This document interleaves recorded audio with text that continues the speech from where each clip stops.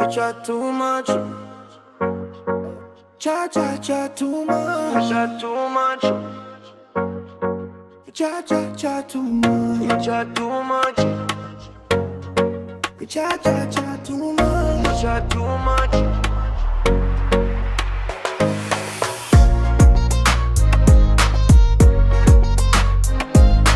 Welcome to the Chat Too Much podcast. It's your boy Tyrex. And your African brother, Ayomide. And the producer, Rooks. Wagwan podcast. What are you guys saying? We're saying the most because we chat too much. Yo, how do you guys feel about the clip that we put out? I fuck with it. It was hilarious. I fuck with it. How do you feel about the reaction from the Facebook audience? I like it. I'm content. You're content? I'm content. Yeah. I feel like it has like over 1,000 views. That's cool. Yeah, I feel like It's almost at two. In the first day too. Yeah, Yeah, you know what I'm saying? It's I feel pretty like good. that's good for us, you know? Yeah. Mm-hmm. Good starting point, a good teaser for the pod. Yeah. I also I think the biggest thing too is it was one of those clips where it's very easy to leave a comment. Like it's very easy to what's the word? Engage. Engage people because people want to give their own opinions. Yeah, it was an interesting topic, right? Yeah. Yeah. I think that the serial killer one was a good Yeah. one. I was honestly thinking, I think that might have to just be the hook for like literally majority of our clips. Yeah. Where it's just like something from that segment. Yeah. What did we say we're calling it? Hot Too much takes. hot takes, yeah. Hot Yeah, takes. chat too much Yeah. hot takes. The hot takes jar. Okay. Oh fuck, we forgot to do that. It's okay. We could use Siri again. Do We you see it actually again. want to? Because I was thinking us like a ring around the rose spin wheel? Spin wheel. Yeah, I was thinking like a visual Wheel of Fortune? thing. If you guys want to make it, I don't care. I'm sure there's websites that you can just go. Nah, the website makes it boring. If we're gonna draw from a I want it to actually be like a thing. if we're you know? drawing from a jar, then like that's entertaining. If we're Yeah. spinning the wheel, that's entertaining. But if we're doing none of that, we might as well just use Siri instead of using a fucking shitty ass thing where we have to type in every fucking number. Yeah, exactly. You know what I'm saying? That's how I feel. All right. So how's you guys' week? Shit, my week was good. You know, I swore an oath Yes. on Thursday. Yes. Yes. You want to expound for the audience? So basically, for the longest time that I've been in Canada, I have not actually been a citizen. Wow. You know? Thank God you weren't doing crime. Exactly. I mean, that's one of the biggest things that they keep asking over and over and over and over and over again They ask throughout you your like you're gonna be application. honest? Huh? I think facts. They have your records though. The one that they don't necessarily know about is if you've been a criminal outside of the country. But maybe they ask like if they have your information. But like during the oath, they were talking about how the officers the day before we did it were calling like the RMP or RCMP, calling banks, calling everybody just to make sure everything that you said about yourself was true and you are who you say you are. True. So yeah, you can't lie. Shout out to my Dukes. Yeah. They have to go through the same process. Facts. I'm a first generation Canadian. Make some noise for me. Hey. First generation, born here. You know what I'm saying? Shout out to Terry Fox, Drizzy Drake. Yeah. Who else is Canadian? The Weekend. Hey, I was trying to name one. Justin Bieber. Oh, Bieber. JB, the GOAT. You know what I'm saying? Jim Carrey. Ooh. Keanu Reeves. Ooh, Shea Gildress, Alexander, Steve Nash. Come on. Let's go. Keanu Reeves is Canadian? Yeah. Whoa. Crazy, right? Wait, you already said Ryan Reynolds too, right? I No, didn't. he He's didn't. Canadian too? Yeah, brother. Bro. He gave a big nutty shout out in the Yeah. most recent Deadpool movie. Honestly, The man Canadians, said, keep my country's name out of your fucking mouth. That's joke. So hard, bro. You know what's funny? So hard. Is that like when Canadians do make it out of Canada to the higher prominence of Hollywood or the music industry, we usually do pretty good. Like we're not just like scrubs at the bottom, you know what I'm saying? Like No, we sir. make a splash whenever we make it that far, you know what I'm saying? I remember Alicia Cara. She was making a lot of waves. Alessia Cara. Oh, I love her. Yeah, bro, I I love her bro. voice. If I could marry someone just based on their voice, it'd be her. Ooh, you know whose album I've Honestly. been bumping a lot? Jesse Reyes. Reyes. I'm so sorry. She's Canadian I'm too. so sorry. Oh my gosh, I love her. I love her. Is that the one with riding Windows down. Is Lil Wayne on it? That song's not on that? Yeah. Okay. I thought so. And then that track, Denim. Is it called Denim? Yeah. I didn't listen to the whole fit album multiple slaps. times, so I don't know all the songs, but I know certain songs. You know what I'm saying? You fit better than a pair of jeans, baby. Yo. Wait, okay. I don't know how she has relationship problems looking the way she does. Oh damn! Usually I'm not girls. gonna lie. I'm a little bit uncultured when it comes to music, so I don't know who that is. Oh, But Should I just put up a picture? put up a Yeah. picture. Yeah, let me put up a picture. But while he's doing that, you want to tell us about your any negatives this week at all? Any negatives? I think the biggest negative is probably the fact that we've been walking around. Like again, my mom's been around this week. We've been walking around, not that much, but Saying you need a car. Yeah, basically. Once I heard walking around, I'm like, damn. That Yeah, There's all- Jesse Reyes though. super baddie. She's a Jaden Finch thing. No way. I'm pretty sure she's a Jaden Finch thing. Damn, I'm gonna have to listen to that. I'm gonna have to listen to that. How old is she? She has a very unique voice, but she's probably around my age, probably. Oh yeah. Let's see. Every time I see a bad celebrity, I always have to check their age just to manifest. Damn. Sorry, I didn't mean to say it like that. If Jesse ever sees this, I did not mean to say it like that. No, but I like that picture. I love that natural picture to the left with her hair up. Shit, like I'm a sucker for like that type of shit. I'm not gonna lie. Like she doesn't even need to be done up, just looking natural like that. Yep. How about you, Rooks? How was your week? Well, we're in the third week of No Nut November. So how long ago did you guys fail? I failed when the clock struck 12:01. You guys don't know what happens when I leave this place. Holy! I get right back into my routine. It's like a nightly routine for me. It's like, you know, That's crazy. I quit weed though. I can't quit all the addictions at once. Facts. You know what I'm saying? I have to cope. This is actually sometimes when I want to smoke, I'm just like, you know what? Oh, I don't want your thing, yo. you know the thing that catches you with that one is scrolling, like Instagram. Not as much YouTube, but Instagram That actually doesn't Reels. inspire me to. That doesn't inspire me to jerk off. Like what inspires me to beat the meat is literally just boredom, like doing nothing. If I'm just absolutely doing nothing, I'm just like, you know what? That's crazy. It's like too much nothingness. But that's what makes me want to smoke too. When I'm just doing nothing, I just want to smoke. Yeah. So all my bad habits come from like literally nothing. So I have to keep myself busy if I want to like break those habits. You can get Jessie Reyes off the screen. Oh, sorry. We're obsessed with you. We know she's bad, but Yeah. I'm dead. Yeah. So yeah, No Nut November's going. We're still Is that a pro or we're is that still a pro or strong. con? It's a pro. How frequent were you before November? Honestly, bro, I try and keep it to just weekends. see, this guy doesn't have a problem. He doesn't have a problem at all. This guy doesn't have a problem. You know what? I definitely had a problem, but then that's why my problem said, you know what? Let's stick it to just weekends. Nah, but he's disciplined. Like, you know how he's disciplined? I stopped smoking for a week and I'm going through it. This guy just stops for a month and then starts again, and it seems like nothing changed in his life and he's fine. Like, this shit really isn't, it doesn't have a hold of him. You know what I'm saying? Yeah, so yeah. he does have a better tolerance or a better control or discipline than me or something because. It's not like I'm not going through it for No Nut November. This shit sucks.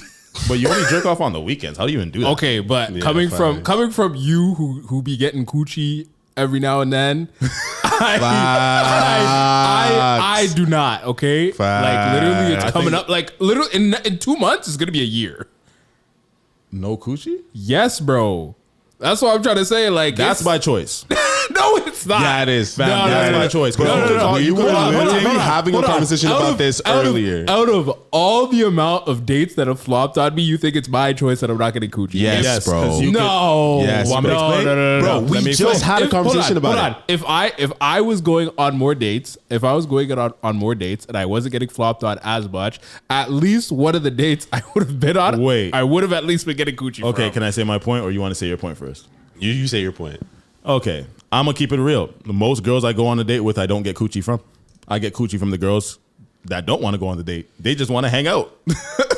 That's the thing. The dates Right? don't get me the coochie. Okay. You know what I'm saying? Okay. The most I get coochies from going on a walk with the girl, going for a drink, or inviting them to the crib to chill or something like that. That still works.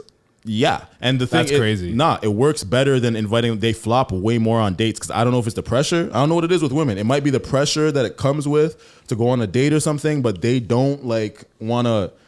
They flop way more on dates. But if I ask them to do something simple like let's ball up. If it's a girl who smokes weed, you ask her to just ball up. She's down to like okay, because they're nervous. Like they, You know what's crazy? I haven't tried that in so long because I'm just like I feel like it just felt, for me it just felt so cliche. bro. I'm not gonna lie. The more I try to be a good guy, the less it works. Facts. The more I try to be a good guy, take girls on dates, do the things that I think girls like, it doesn't work. So then when I just do the bare minimum, it usually works better, and it's like it's sad. To be honest, it's sad. It's disheartening. But what my main point is that you can slap a thing that you might not be the proudest to slap, but you just choose not to. We all have something that we know that we can resort to. So yes, I'm not going to deny that. So then that's a choice. But it is also a contribution of the fact that dates flop so much so that I can't like literally be dating them and be smashing. I think that like with dates flop on me a lot too, and it's actually kind of making me like I'm not gonna say I resent all women or anything like that. We're getting there. But it does kind of like put a salty taste in my mouth with the amount that it happens. It's just like, yo, y'all don't value my time. Y'all don't respect me. You know Y'all what I'm saying? do not have any respect I'm for not black gonna lie. men. The last 3 girls who flopped on me, I think one of them I didn't block. If you give me a good enough excuse, this one girl said, "Yeah, my dad had a heart attack." Like I couldn't. You're gonna have to talk about the one that you got. Oh yeah, that's crazy. Yeah. So the excuse that I just got from today's flop. Oh my! Bitches be flopping, bro. From today's it makes me just want to do flop. them dirty. Fam, bro, that's what I was. Don't you remember that conversation we were having, fam? If I get a bag, the first thing I'm doing, hollering at every girl that's flopped on me, ever did some dumb shit to me, bro. I will be in Atlanta, Miami, LA, wherever. I'm gonna be out there. I'm gonna fly them out. They're gonna be there for a day, and then I'll be like, "Oh yeah, I only booked you a one-way trip, so like." Okay, that's a little bit too much because I'd be like, I don't yo, care. they really hurt you. Yes, Damn. yes. I wouldn't do that much, but I would fuck them the best that they've ever got fucked in their life and then never talk to them again. Yeah, see, you do that, and then it's a one-way ticket, and they're stuck in Atlanta. That's just cruel to me. I'd rather It's okay. They're grown. I They're think it's grown fair women. game if we both fucked and I just decide to never ever talk to you again. But Oh my god. Yeah, But I guess that's fair. That's true. But yeah, so apparently what had happened was like her friend's cousin went missing, and then they ended up finding them.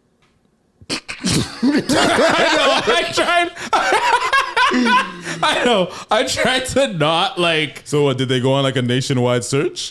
Bro, you know what? I put it on Hamilton News. Amber Alert? You know what I'm saying? Like, I didn't get I got an Amber Alert like 2 days, 3 That days was a ago. test. And that was a test. So, you know what I'm saying? You're telling me you got to pay for an Amber Alert these days? I don't know, bro. I sound like a convenient flop though. Like girls, like You know what I'm saying? Yeah. But she did do something very rare. She asked to reschedule for Sunday. that does count. That counts a lot because Girls, all these be other flopping, girls, they don't no- even plan a reschedule. They just I've say blocked sorry. so many girls off of flop. Now that I'm thinking about it in my head, I'm just like, yeah, her. I be blocking girls off the flop, and I won't rate just it. block them. I want to block them on everything. Everything. I rate it. Every social media app that I could find them on, their phone number, everything. You cannot contact me. And if Email? No. and if I see you in person, do not talk to me. PSN? No. Both PSN. If you're adding girls on PlayStation, like damn, you was in deep, son. Hey, man. I'm not even gonna lie. A shorty put me on Fortnite still. Hey. No way. Yeah. No way. Played Fortnite for the shorty, and then I'm just like, I actually kind of like this. You're PS4, right? Yeah. Fortnite's Expose fun, me. man.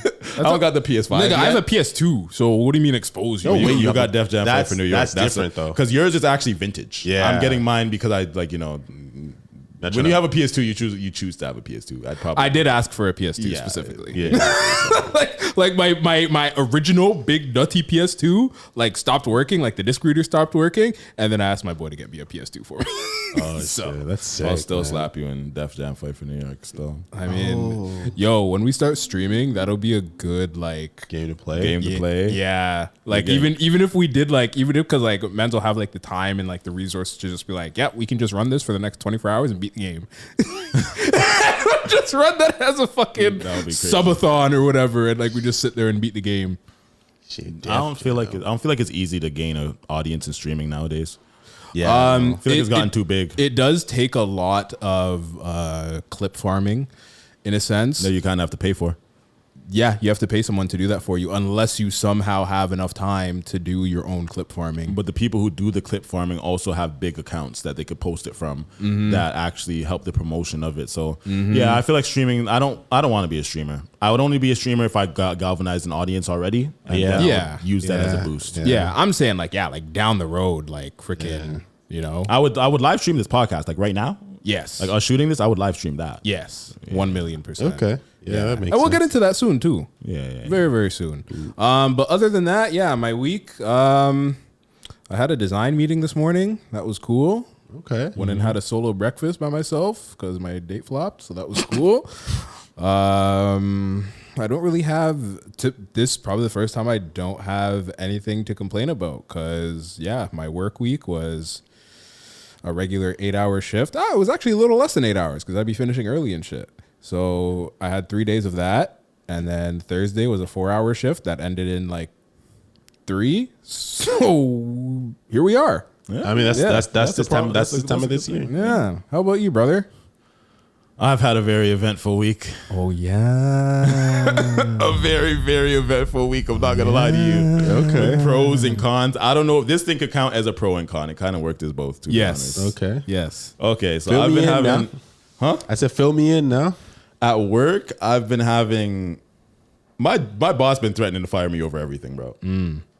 My job's been on the rocks for a minute, and I've been trying to be good. And to be honest, I'm usually a crash out. I know. I usually crash out at work and then fuck this job, I'm out type shit. But I've been trying to be good and stable and I've been here for over a year. I've been trying to maintain. I have my own crib, I have my own car, I have a daughter. I'm trying to have some stability in life and then move on the right way. But niggas be trying me because niggas get into supervisor positions and they think that their shit don't stink. And then they forget that they're playing with a nigga that once I don't give a fuck, that I don't give a fuck for anybody. You know what I'm saying? So this is what happened. I walk in, I go into work. To be honest, there's not really a strict start time at my work. This whole time working here, I haven't had a strict start time, but I usually come to work at 7 o'clock and then the boss got in trouble for him not showing up at 7 o'clock. So he started coming on time and he started trying to be on my ass about coming at 7 o'clock, but we don't have a strict end time. So it's not like it affects, it's like you're done when you're done doing all your work. You know what I'm saying? So the time, if I'm a minute late, it shouldn't really matter because it doesn't impact anything in the actual job. And it's not like I get to finish at a certain time. So it could be like, okay, I work from here to here. You know what I'm saying? That's what matters to me. So furthermore, I walk into work at 7:05 because there was construction, right? And this nigga's been on my ass. I got a tip from one of my boys the other day that they have a new hire coming and they're kind of saying that they're trying to edge me out the door, right? So, this guy, my boss has been giving me shit for dumb shit for a long time, and I just been holding it. You know what I'm saying? But he really pissed me off this morning because the man threatened me for coming in late, basically saying the next time it's gonna be a write out, and then you're a write up, and then you're out the door, and da da da. He said it doesn't matter your excuse. I don't care. The man didn't want to hear nothing from me. His tone was rude, condescending. I ain't like that, right? So he pissed me off right off the bat. And then I'm just like. But then the thing that pissed me off is that 2 other people came in later than me, and he said not a single word to them. Bitch ass nigga. So he wants. Yeah, he didn't say a single word to them. And the other nigga is my nigga. Like, he's my best friend at the job. And the man didn't say it. So I'm like, yo, did he say anything to you? Didn't say a word. Crazy. So I'm pissed. Like, Vex. I'm visibly pissed. And then there's the person who trained me, who's like the teacher's pet to the supervisor. He's there kind of antagonizing the situation because he's just like, hey, don't be mad at me. Just like, like you can see I'm cheese. When you see I'm cheese, just leave me alone. You know what I'm saying? But he was just like unnecessarily like trying to talk to me and getting me more upset, right? So I was like, sometimes it may feel unnecessary at the time, but it was a culmination of all this shit adding up. And it's close to Christmas. I don't feel like needing the pressure of I'm about to lose my job close to Christmas. You know what I'm saying? So I'm actually upset, right? And I've been thinking about this for a while. So I ratted. I snitched.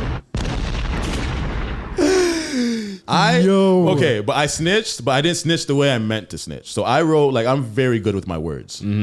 So I wrote a strongly worded letter, a very strongly worded letter, basically saying that I feel like I'm being bullied.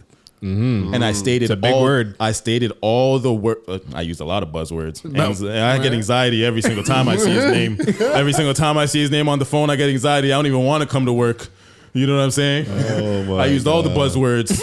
I'm not gonna lie. This one, I actually Tekashi 6ix9ine snitch. Cause I'm like, the nigga be smoking weed on the clock. Oh, he be smoking weed. He be getting high at work.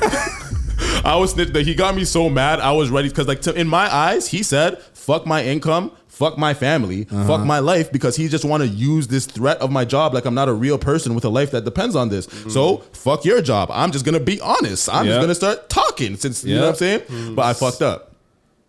Why? I sent the email to him. No. Well, let me finish. Oh, so shit. I tagged all the big wigs in the company. I tagged HR. I tagged it's like $1 billion company, so it's a huge company. Shit, okay. So it's like I tagged the big boss. I tagged. I asked him what this nigga who I know. I'm just like, yo, who's somebody else who I could tag? He said, yeah, enter this name. I tagged some random nigga I don't even know. And then I tagged, I went to the group meeting that we have monthly, and I just put that information in there, right? But what I didn't know is that the group meeting thing that I put in there actually sends out to everybody in the whole entire company.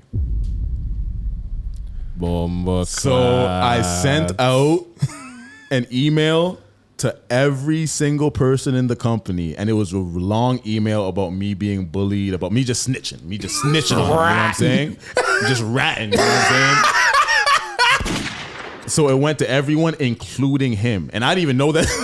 I didn't even take that in until mad later in the day. Because at first I called the dispatcher. I called the dispatcher for something. He's like, yeah, I got your email. And I'm sorry you're going through that and shit. I'm just like, damn, they gossiping. I'm just like, they're gossiping. They weren't gossiping. He actually received the email. I didn't take that in until my other boy. He's just like, yo. He's just like, yo, you sent that to 92 people or 95 people. I'm just like, oops. But to be honest, I don't care. In the email I was saying shit I'm aware that I'm probably going to be terminated for this. So I was ready during my crash out. I was ready to be fired. So I already had it in my mind. I'm willing to throw it all away right now anyways. You know what I'm saying? Yeah. And what partly felt, what bled into this is I'm reading this book called The Housemaid. Okay. And she's a housemaid and she's getting treated like complete shit. And then because she just got out of the bin and she doesn't want to go back, you know what I'm saying? But I was just I would never put up with that shit. So then me saying that, I'm just like, okay, if I'm gonna, how can I say I wouldn't put up with shit from that person when she's at risk of going to jail? Yeah. But then I'm putting up shit with this nigga right here when I'm not at risk of shit besides losing the job. So I decided to stand on business. You know what I'm saying? It inspired me to stand on business. I sent it out to everybody in the company. HR had to, HR reached out to me and shit. And technically, I'm not supposed to be telling anybody this at all. Nobody in the company. This is supposed to be all confidential because we're doing an investigation right now. But well, now it's gonna. Well, we don't have to put it out. Yeah, but this will only come out if I get a pay. What I'm hopeful for, I want them to let me go and give me a payout. Okay. And then for the payout that they offer me, I'm going to deny it and sue them and get more money.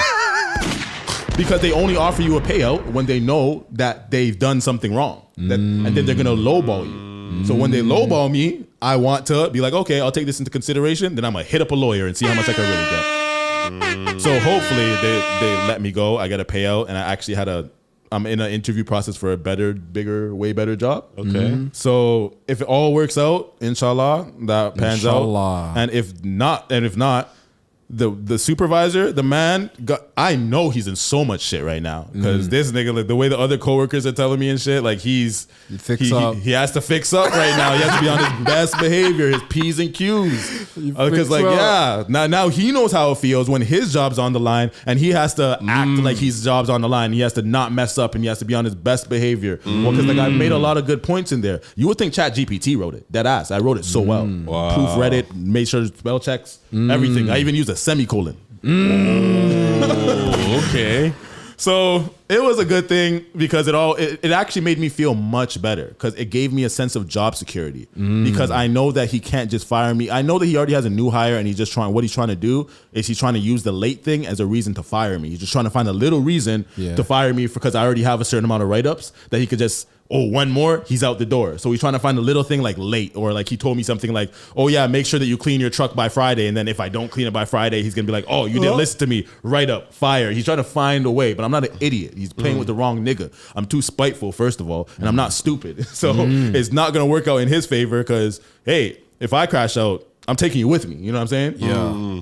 So now I'm kind of happier at work. All the other employees hate me. Well, all the white guys hate me. The niggas I'm kind of cool with because I talk to them more anyways. Yeah. But like the other people who are probably closer with the supervisor or whatever, they were all talking shit about me, and my boy was like, informant for me. You know what I'm saying? So I know that like the thing is that I don't really talk to them anyway, so I don't care if they don't like me. I go there to make money, not friends. So Yeah. so fuck them, fuck the whole company, staff and crew. I don't give a fuck. Yeah. And Yeah. That's fair. they don't pay me enough to care, to be honest. So I saw it go. yeah, I saw it go. that was what my week was like. It was- when I found out that I sent it to 95 people, Yeah, it was literally like, mad. oh, Mud. yo, to find out that like he was saying shit, like people are saying like, yeah, you guys see that email? You guys like, I'm the talk of the town right now, bro. I'm the talk of the town. Like the whole company is insane, and like it's between multiple cities, multiple like it's not just in Hamilton. It's like it's all around. All of them. The Gee, whole like, of them. The main places in London, they have a Scarborough location, they have a Kitchener location, they have so much different shit. So Every man and I knows. sent it to everyone. So that's not something I put so much different things in there that they have to get him for something.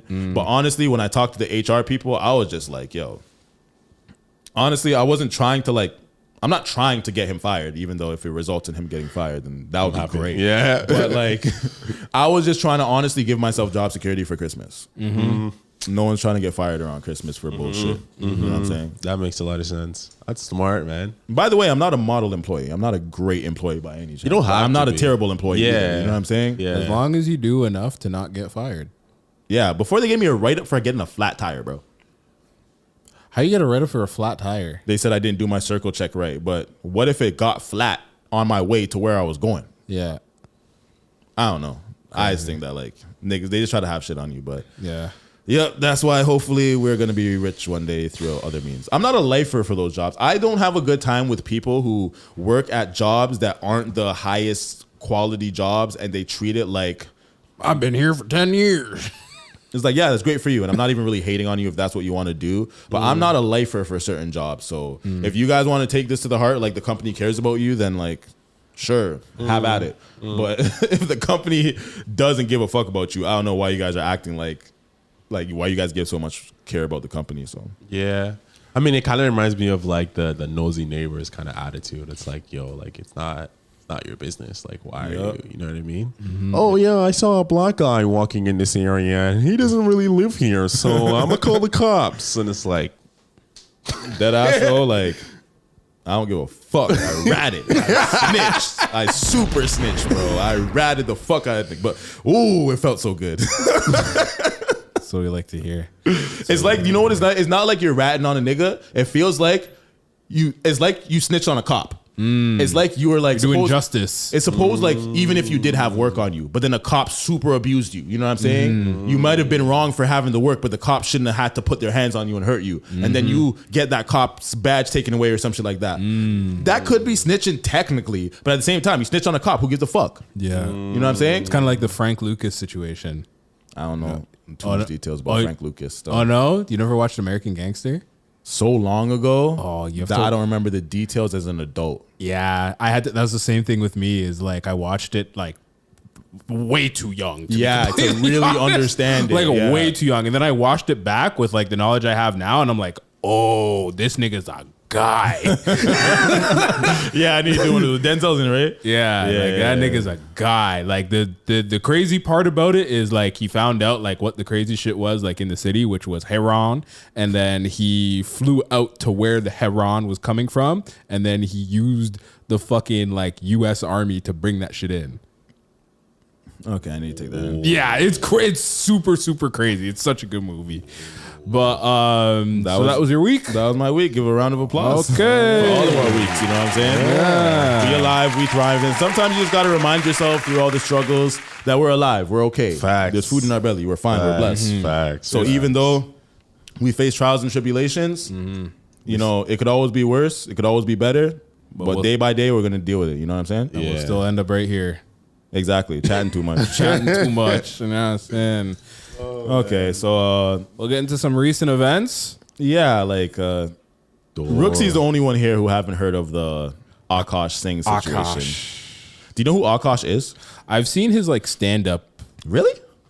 clips. True. That's good that he's made it to your algorithm, you know, because like me, I know like sometimes you're under aware how big somebody else is to the common eye. Because I know him specifically from Flagrant 2. You know, I'm a podcast watcher. I loved Andrew Schultz from Brilliant Idiots. I'm a big Andrew Schultz fan. So when he had his own podcast, Flagrant 2, he's one of the main hosts on Flagrant 2. Okay. So it's like he's funny, but he's one of those people he's funny, but I feel like we don't really respect him.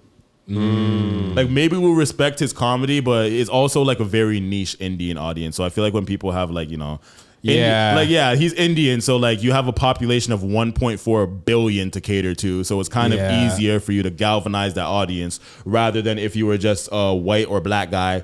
It doesn't work the same. You know what I'm saying? Yeah, because he's niche and he's unique because there's not a lot of Indian comedians besides what's that first Indian comedian that made it? Russell Peters. He's Canadian too, right? Yeah, he's Canadian too. Yo, shout out to Canadians. But like, he was the first international comedian that I really seen like talk about all cultures and da-da-da-da-da. And it seems like, he spearheaded the way for that. Yeah. But Akash right here, he's been under extreme controversy, scrutiny over his wife. Oh.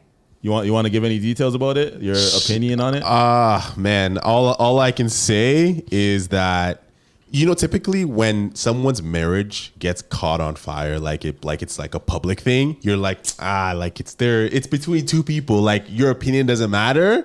But like when you see his stuff, it's just like, yo, may this love never find me. Yeah, may this love never find me, bro. Real shit. Damn. Because honestly, this all leads into a bigger conversation for me. Okay. Because with Akash, once we start playing the videos and everything, why it's a big deal is because he wanted to talk about other people's relationships and marriages. Yeah. He scrutinized. He would call Will Smith a cuck on every episode. I watch the shit. He calls niggas cucks. That's his favorite word. He loves calling niggas a cuck. You know what I'm saying? There might be a reason. You know how like the whole like if someone's super homophobic, it's most like it might be gay. I wouldn't be surprised if he was a cuck. I feel you know, but like also like you have to. He's like probably like 5'4", short, small Indian guy, and he was a virgin until marriage. Damn. And he just like we literally watched him lose his virginity. We didn't watch it on camera, but he lost his virginity while like on the show. You know what I'm saying? Yeah. So one day he got married, so he's like, he lost his virginity. You know what I'm saying? The man was a virgin. That's mad. I would never, but I respect those who you would never lose your virginity. I wouldn't wait till that late in life in your late 30s to lose your virginity. Yeah, no. Could you imagine? Like you wait all that time and you're like, oh, I didn't know this is what it like. It takes this much effort. Wait. Your first time touching coochie, like the inside, you know what I'm saying? Wild. Wild. Well, depend. Did you use a condom? The touch? Your that was okay. Because when you said because touching it with your hand the first time, that's a different experience. Yeah. Wild. Yeah. But with the first time you put it in, did you have a condom on? I don't think so. Because I remember my boy, like my boy lost virginity with a condom. And he's just like, yo, honestly, like that wasn't that great. That crazy? Like, I remember. It really is like I feel like in school they forget to tell you the reason why people don't wear condoms. Like they'd be like, yeah, don't wear condoms or else you're gonna have a kid, and like STDs and but they don't tell you the drastic difference in the feeling in like condom versus no condom. But furthermore, with Akash, his wife has been embarrassing the fuck out of him. Okay, he talked down to Will Smith. He talked down on Fresh and Fit.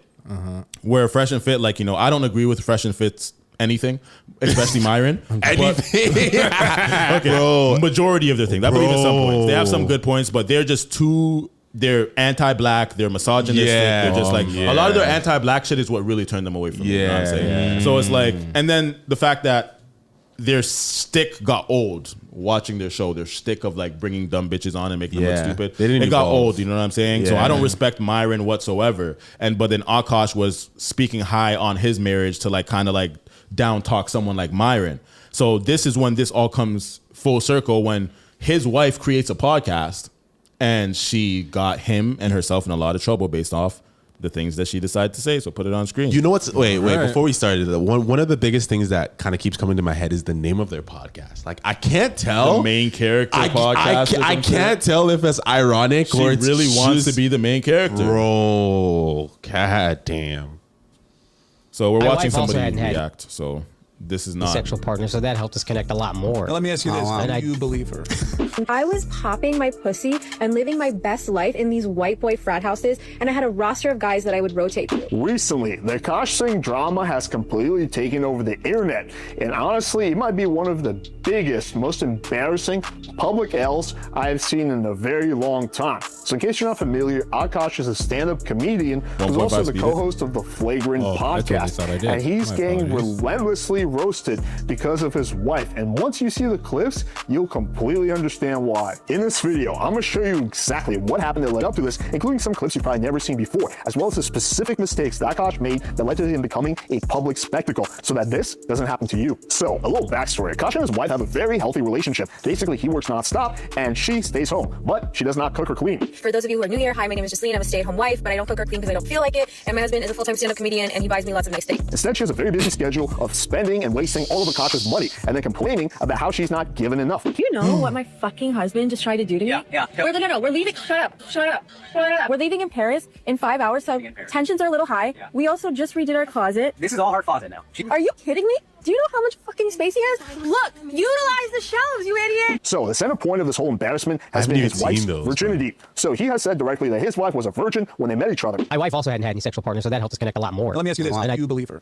In fact, she herself said on a different podcast that she was a virgin when she met her husband. So I was a virgin too when I met him. And you have no idea. You gotta get him ignorant, you know? So she must be a virgin, right? Sometimes I get so painfully nostalgic for college. So for context, I went to college from 2011 to 2016. I was popping my pussy and living my best life in these white boy frat houses, and I had a roster of guys that I would rotate through. Yeah, this doesn't really sound like a virgin. You missed the last part. She said she had a bunch of guys that she was That's not even rotating. close to the worst part of it. The absolute worst part about this is that she publicly released this video, knowing that would absolutely humiliate her husband and also destroy his credibility, since he was the one that vouched for her being a virgin, right? Very, very bad look for him, and she seems to not give a fuck at all. Like, if my girlfriend did this, I would never in a bazillion years put up with it. But I guarantee you, he barely even said anything. That's how pussy whipped this guy is. And look, I think that also would be different if she was talking about this in a way where she's just being transparent about her past. Hey, listen, when I was in college, I was a little bit of 304. I just kind of who I was. That'd be different. But she's literally reminiscing about those days. Do you guys know the origin of 304? I've always wondered what the fuck that means. I know what it means, what they're referring to, but I'm wondering how, like, where does that name come? Is that an area code? Do you know what this? You know what it is? Is that an area code? No. What is it? So I was having this conversation with my mom because I was trying to figure out. We were like finding words because like I was curious What about. is a 304? Oh, it's it's a hoe on a calculator. Backwards. Yeah. Wow. Nah, because I hear 304 so much, but I didn't know it was like that. Yeah. Oh my God. Yeah. I thought it was like a Miami area code. Me too. I thought it was like a section for like prostitution or something like that, but it's literally hoe on a calculator upside down. Oh, crazy. Press play. She's talking about how awesome it was, at least that's what her tone implies, and how she wishes she was back in that situation where she was getting her pussy popped by every frat boy. But it gets much worse. So she wound up starting her own podcast. And here's how she talks about her co-host's husband. I'm actively trying to have an orgy because this couple is so fucking good looking, and you haven't seen Nav yet, but wait till you fucking see him. His body goes crazy. His face card always slays, never declines. And it's kind of weird because I'm talking about your husband. I just know that Nav's dick is like at least 10 inches. You would only be down for an orgy. Or it's thick. It's thick. Yeah, totally embarrassing her husband once again and literally humiliating him by talking about how much she wants to fuck the other guy. But the disrespect doesn't just stop at sexual things. Here's how she talks about their finances. I will say it again because I know there's going to be already like incel troll motherfuckers. This is not a two-way street. This is a one-way street. His money is our money, and my money is my money. Pause This it. is a horrible mindset. Okay. That clip is what started everything. Her saying that my money is my money thing. The fuck did this come out? Oh. Her saying that my money is my money thing is what started everything, which what made everybody go in and find all these other clips of showing their dynamic. Okay. Because it started with that thing. So at first it wasn't that bad. It's just like, damn, like this, she just doesn't respect him and like financially and everything. But then we seen all the other sexual shit that came behind it. But yeah, I just had to reinforce that what started all of this was that. One more class. Don't watch that. Look at it. Mash it up the place. Look at it.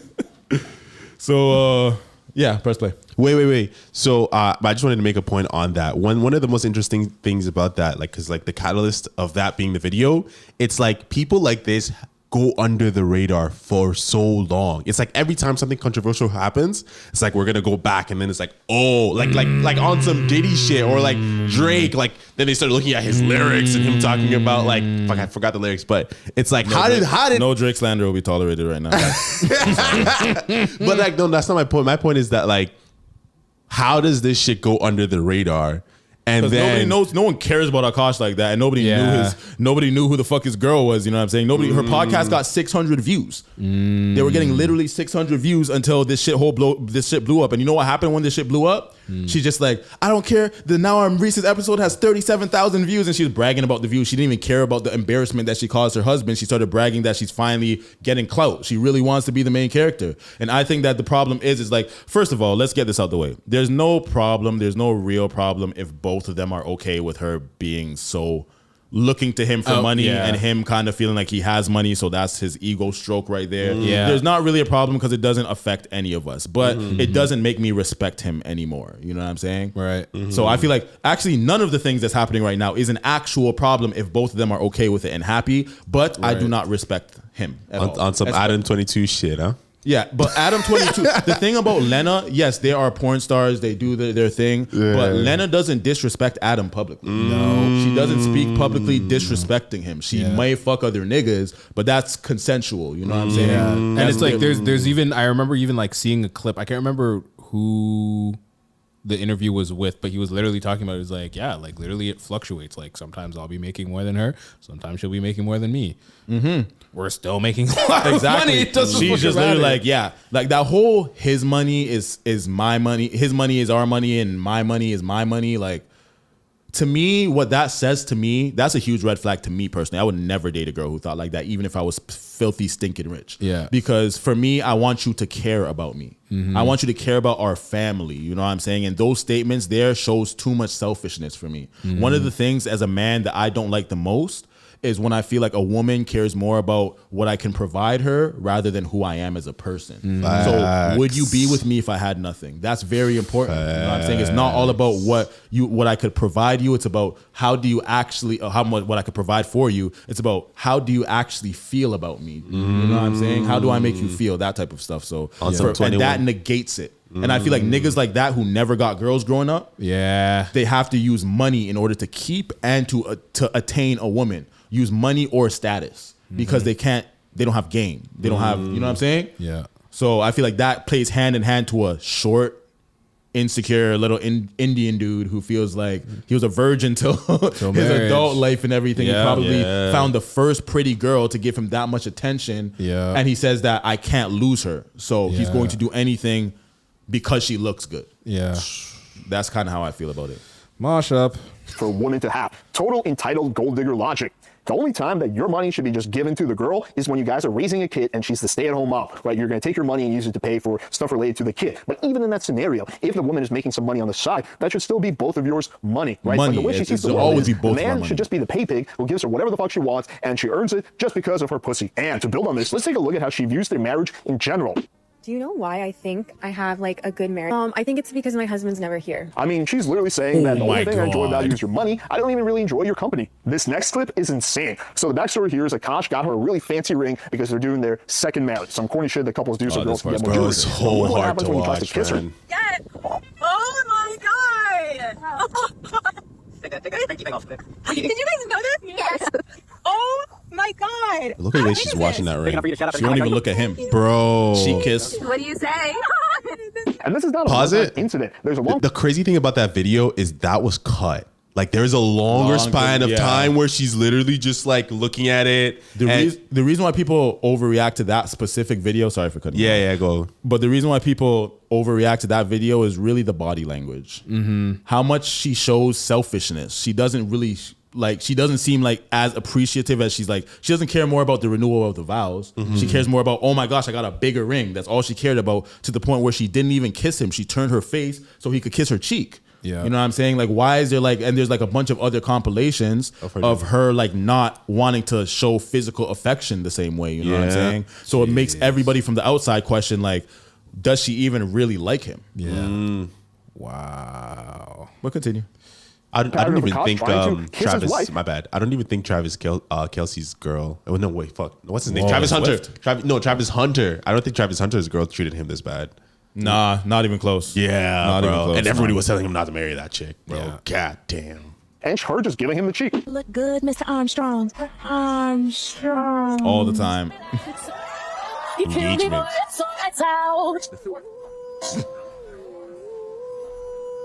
On Saturday when I saw her, I said, Daria, do you know? And she said, I don't know anything. I don't know anything. liar. Then she's a good liar. That's a friend. Then she's a good liar. Honestly, she's pretty, but not pretty enough. I was about to say, I was like, Yeah, would I you know. smash? 100%. Yeah. Who wouldn't? She seems like a freak too.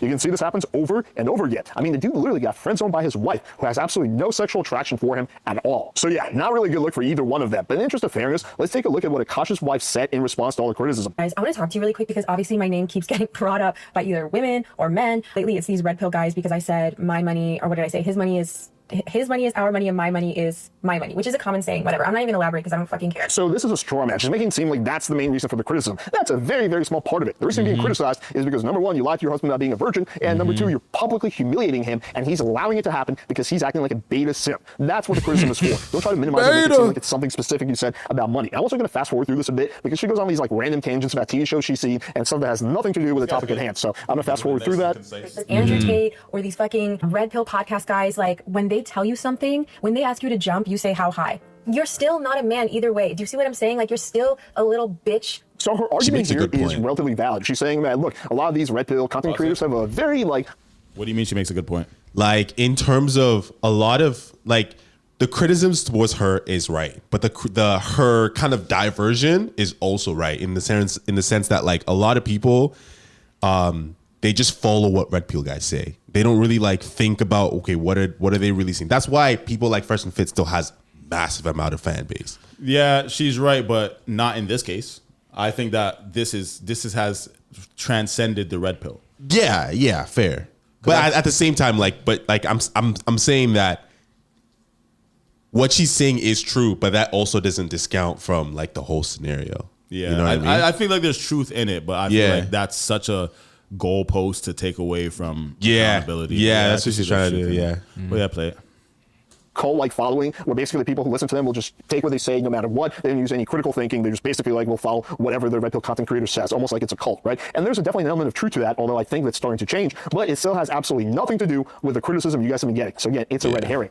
Beta boy doing whatever these fucking men tell you. Why are you mad at us? Why are you mad if me and my husband are cool with each other, if we both make jokes? No one is really mad at you. People are just thinking that it's pathetic the way you treat your husband, and extra pathetic the fact that he allows it. Jokes at each other's expense. That's true. The difference is No one's people actually say mad. whatever the fuck he wants about me. No one has anything to say. It's like, oh my god, it's so funny, it's so relatable. Let me know in the comments if I'm incorrect about this. I've only seen a little bit of Akasha's stand-up comedy because I don't think he's that funny, but he mainly jokes around about being a simp. I don't think he ever like roasts his wife, or at least not significantly in his stand-up That's comedy. true. But then I come on TikTok and I make jokes and now you have a fucking problem because I don't have a mic in my hand. Like, make it make sense. I'm not here for the fucking misogyny. One thing that I will say, being canceled by this like people doesn't affect me. Bitch, you haven't been canceled. Getting criticized doesn't mean you're canceled. Especially because I genuinely don't respect them. I'm just like, okay, like talk about me all you want, drive traffic to my page. Our YouTube video, our podcast episode that me and Nahal did got 37,000 views, which for us is really fucking high because we're just starting out. What she's forgetting to mention is that the like to dislike ratio is like 10%. The vast majority of people are shitting on her, and they're basically actively scrubbing the comments, but there's just so many new ones coming in. Everyone's clicking on that video so they can fucking shit on her.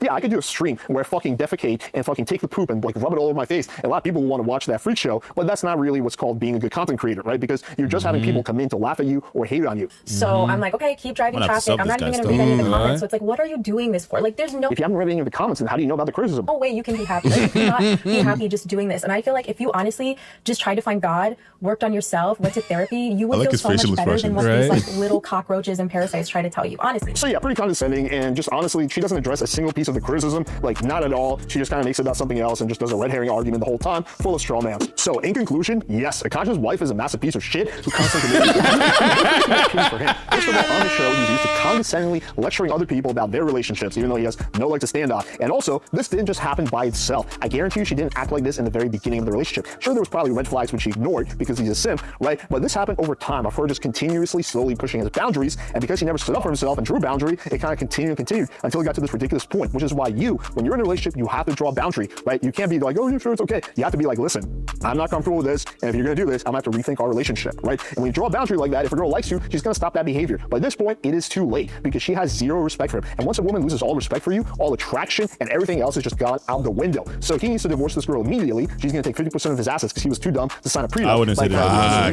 But yes, he would get this way. I wouldn't say to divorce her. So I want you guys to watch out. I think he's fine before he got all this criticism. I think he shouldn't divorce her because he was fine before. All right, hopefully you guys found this video valuable. If you enjoy this content, all I ask is that you subscribe to the channel if you haven't. Yeah, we'll subscribe to you. We promise.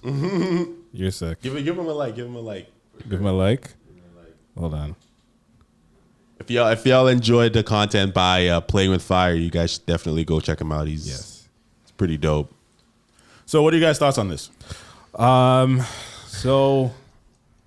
Or Rooksy specifically, because you haven't seen all this. I've been paying attention. There's actually a lot more that wasn't included. Yeah, like especially like it's Andrew Schultz, which is the one who put Akash on. He's been known to not get along with Akash's wife from the very beginning. Ooh. So maybe he have seen the red flags from the jump. That's usually how it goes, bro. That's usually how it goes. Your also boys think about always this.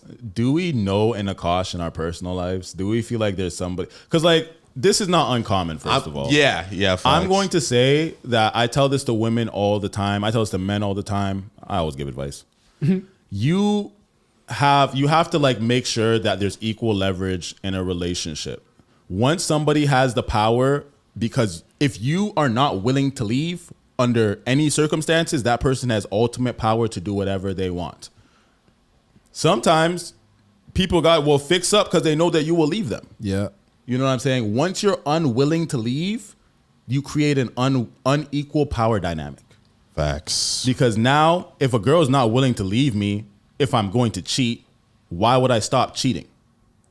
Facts. I guess the real question is like, first of all, you personally, do you think that there's ever a woman who you look at her and you're like, oh, like she's too good for me in terms of just like looks? Or for you, does it just die out after kind of smashing? It dies out after I smash. I'm not gonna lie. What about you? But at the same time, though, there are girls who I do look at. I'm just like, it's not that I think that they're too good for me, but I feel like they're so pretty. The amount of attention that they get naturally, that they can't possibly have an okay mind. That they're not normal. They don't get like. I'm not gonna lie. I think my daughter might like. I have to feel like I have to ground my daughter because I feel like she's going to be so beautiful that like. She like some beautiful girls are delusional. They get attention from everywhere. Like the amount of like I'll be pushing her in the stroller and like old people, everyone's just like, oh my gosh, her eyes, she's so cute. Like I never got that attention type shit for just being alive. You know what I'm saying? Yeah. If you're just naturally like everyone's just complimenting your beauty 24/7 your whole entire life, that's gonna give you some sort of God complex in some way. You're gonna start thinking you're gonna know you're beautiful. You know what I'm saying? So when a girl is like naturally pretty and shit like that, why do you think some girls? You ever seen a pretty girl Snapchat? Oh, I've seen the amount of replies they get to their stories, the amount of it's so overwhelming. Like I don't even know how they choose, bro. There's so many options. Yeah, facts. And I feel like too many options. They say that's something with the human brain that once you get overwhelmed with options, that you end up just you're going to make the wrong decision because there's too many options. You're not able to logically sort them all out. So I do feel like there are girls who are. Maybe I'm not gonna say too pretty for me, but they intimidate me with their beauty. Yeah. What about you, Rooks? Yeah, I'm kind of in the same boat. Does it die out for you or no? I mean, I don't know. I don't really be fucking pretty bitches like that. Because what I'm trying to get at is there anything that a woman can bring to? Because for a woman, I can understand if a man is like mad rich. And like she's like, oh, I get so much benefits from what he provides me. Like I'm able to put up with his like bullshit. You know, and they'll be like in a relationship for mad time. Is there anything that a woman can bring into the table that would make you put up with shit like that? Good coochie. No. I don't care. I'll admit it. That's a very low bar. I'm just saying. I literally let a girl tell me to go suck my mom, and I was in that. I remember that, but in that. Nah. Nah, for me, I just know myself. And like I said, I'll crash out.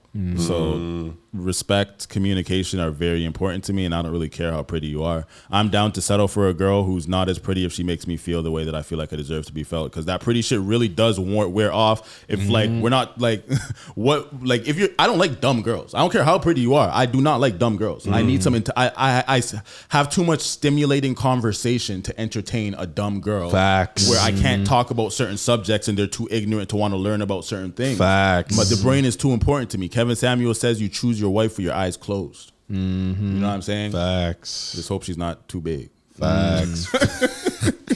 I don't care. What about if it's Oprah? But then I'm just using her. Rich. That's kind of the whole idea, you know? But then I'm no bit different than Akash's wife. You know what I'm saying? Facts. So it's like, Facts. that's up to Oprah not to choose somebody who's using her. But if Oprah makes it very easy for me to for her to be used, then like, hey, multi-billionaire. Call me. But Stedman. like, would you be okay with her, like, you know, doing crazy shit, you know, talking crazy online, fucking she's other Oprah. niggas? Yeah, fair. I'm no one. I could just be in the fair. shadows and live a very luxurious life while she does whatever the fuck she wants. Fair. I think it would be more so like you would be expecting Rex to say all the crazy shit. No, you know what it is? If she was to treat me ways like maybe she was like cussing at me and just making me feel belittled or Belittling, something, then I'm just gonna make up a plan to rob her in some way. To leave with enough. Fine, not rob her physically, but like, you know, not some Mona Lisa by Lil Wayne type shit. No, not like that. Bro, that shit was But crazy. literally, I'm thinking like I would like find a way to just get as much assets or property or money or something that I could flip into my own life. But I would be plotting my way out like a lot of women do. Makes sense. Yeah, I think I'm on the same boat in terms of, other than mad money, I don't think there's anything that a woman could give me. Do you think that the only thing a woman could give me is peace? But do you think that she was a virgin before? Okay, real question, because I don't think she was a virgin, but I'm curious about your opinion. She might not have taken like a penis into her vagina. That's what I think. But she's done everything else. Everything else. I think she's done everything And else. The way that she does not talks, make you a virgin. she said that like, yeah, I miss college because my favorite. Do you know the songs that were popular in college? Bands Will Make Her Dance. Just named all these stripper ass songs that are like poppin' pussy type songs. You know what I'm saying? And she said that was her prime. And She did say poppin' pussy, And though. she talks about orgies and shit. Like she seems like a freak. Yeah, absolutely. You know what I'm saying? And I done feel some like shit. she may have not lost her vaginal virginity because of the stereotypes within, like, you know, the expectations within an Indian household or culturally, you know what I'm saying? So she probably felt Maybe more. she was doing anal. 100%. She had. I'm surprised they didn't play the video. Yeah. When they're talking about how she worked. She went out with this guy, one guy that she met on Tinder or whatever. Went back, brought him back to the crib, and she woke up and her butthole was hurting. Yeah. You deserve that. You 100% I'm not gonna say deserve anybody that. deserves. I swear there's. I'm not gonna say anybody deserves to be raped in their sleep. I mean, the way that she was talking about it, I don't know if she considers it rape. If it was unconsensual and she was sleeping and she woke up with her asshole hurting, I'm going to consider that along the lines of, you know, so I'm not going to enable that, but Sorry. Yeah, that's I'll actually take that back. that's why. I'll take that back. But I'll take that back. HR. I swear there's a song about like doing anal instead of like taking it up the vagina. I've Some never will heard that like song. like take it up there so Jesus doesn't see or something like that. Fire for that. It's by a girl, bro. Chill. But like, yeah. Fire for that. I swear there's a song. I don't remember what the name of it. Of course he doesn't remember the name of it. Because I didn't know the song. Someone told me about it. Anybody have anything else to say that's interesting about this Akash situation? Because for me to conclude it, all I could basically say is that I don't think that he's happy. Well, I think he's happy, but I think he was tolerating a lot of the annoying shit. And now that like it's to the forefront, I think that it's really fucked up for him now. Like I feel like it's actually affecting him. How much impact is getting? How could it not? Would it affect you? 100%. This would super bother me. 100%. And like I don't really care what people think, but I do care what they think about certain things. Like I don't care if people like me or not, but if they tried to say that I'm a pedo, I would care. I would be like, fuck no. You know what I'm saying? Yeah. Like there's certain things you just don't want on your name. And this is something where it ruins his credibility. He can never go back and forth with an audience member ever again. As a comedian, Yeah. if I'm front row and Akash tries to go back and forth with me, Cooking them. cooking him about his wife. Like, people are probably just yelling shit from the crowd because that's what they do at stand-up shows. They probably roast him from the crowd about his wife. Like, that's just not easy. And the fact that I look at him and he doesn't seem like a confident person naturally, most of his comedian shit is self-deprecating. You know what I'm saying? So it doesn't seem like he's the most confident person. And maybe if he turns this into like a self-deprecating thing where he just maybe makes some cuck jokes about himself, maybe it could work. But at the same time, I don't feel like anybody respects him. And I feel like deep down as a man, that should bother most men. Yeah, big facts. Yeah. All he needs now is to slap another comedian. Keep my mouth wait, fuck. Keep I my fucked it wife's up. name out of your fucking mouth. Yeah. He's not slapping nobody, bro. That was fun. No, I don't even know if he has the reach for that. Oh, actually, speaking of that, would you rather her or Jada Pinkett? Jada Pinkett, because Jada Pinkett's rich. Yeah, fair. Before Jada Pinkett and Will Smith got together, Jada Pinkett was actually so beautiful in her prime. She was actually like, so you see her in Boys in the Hood? No, I mean Menace to Society. She was so beautiful in Menace to Society. Her, even when she had her short hair, she was always fine, bro. Fine, little skinny petite thing. She's still pretty though. She is still pretty. I'm not gonna lie, but also like, I think people give her too much flack when it's like, people think that she was just cheating on Will. I think that they both had other things and she just broke cover. She just made it public and embarrassed him because he's the man. But you guys think Will Smith wasn't fucking other bitches? I think part of it is the fact that it was like her son's friend or some shit like that. That's what I think is like, she just took it to a whole nother level. Yeah. So you're right. Yeah. I think that she is worse than him in a lot of ways. But if you're taking in, I feel like the problem with them is there is both of their dynamics. Is the dynamic between them. And I feel like he wasn't willing to leave her. No. You know what I'm saying? I mean, Akash doesn't look like he's willing to leave his girl. Akash is not leaving shit. And I wouldn't leave either. Yeah. That's a whole marriage, bro. Don't let the public decide if you were fine before, don't let the public ruin your marriage. That would just be that would give them the win. When we know that we're not gonna even talk about this in 2 weeks. We're not even gonna care. But then sometimes I feel like because again, this is a little bit more extreme, but sometimes it takes other people commenting on how your partner treats you to realize that you're being emotionally abused or like. Well, then you have to start making changes. You have to be like, you cannot talk about these things on the podcast that are embarrassing to me. Yeah. She doesn't really seem like the type that takes well to like boundaries being set. But I could also, just by judging like what we've seen so far, like he doesn't set any exactly. Yeah. He tries to. He tries to actually. Like there's a bunch of clips of him like trying to do that. So like he was talking about how like when he gets mad, he doesn't really like crash out. He'll be like, "Oh, I'm tired, my love," and it's like that's not no boundaries. Bro. That's what I'm saying. At the end of the day, fam, if you're not standing on business, then I don't want to hear it. Because to me, standing on business is like consequences to actions. Like, you know what I'm saying? You are also the breadwinner and shit like that. Don't let this girl take advantage of you. Like, if you feel like you're being abused and shit like that, once someone feels like you won't leave no matter what, they're gonna do whatever the fuck they want to you, bro. Yeah. So he might realize that like he's being manipulated by this chick and then start fixing up, or he might just be like, no, I love her too much to be able to see. I don't see him ever leaving. No. Just his personality, me knowing Akash, watching the podcast, I don't see him ever leaving his wife. Doesn't matter what, unless like I can even see him forgiving cheating.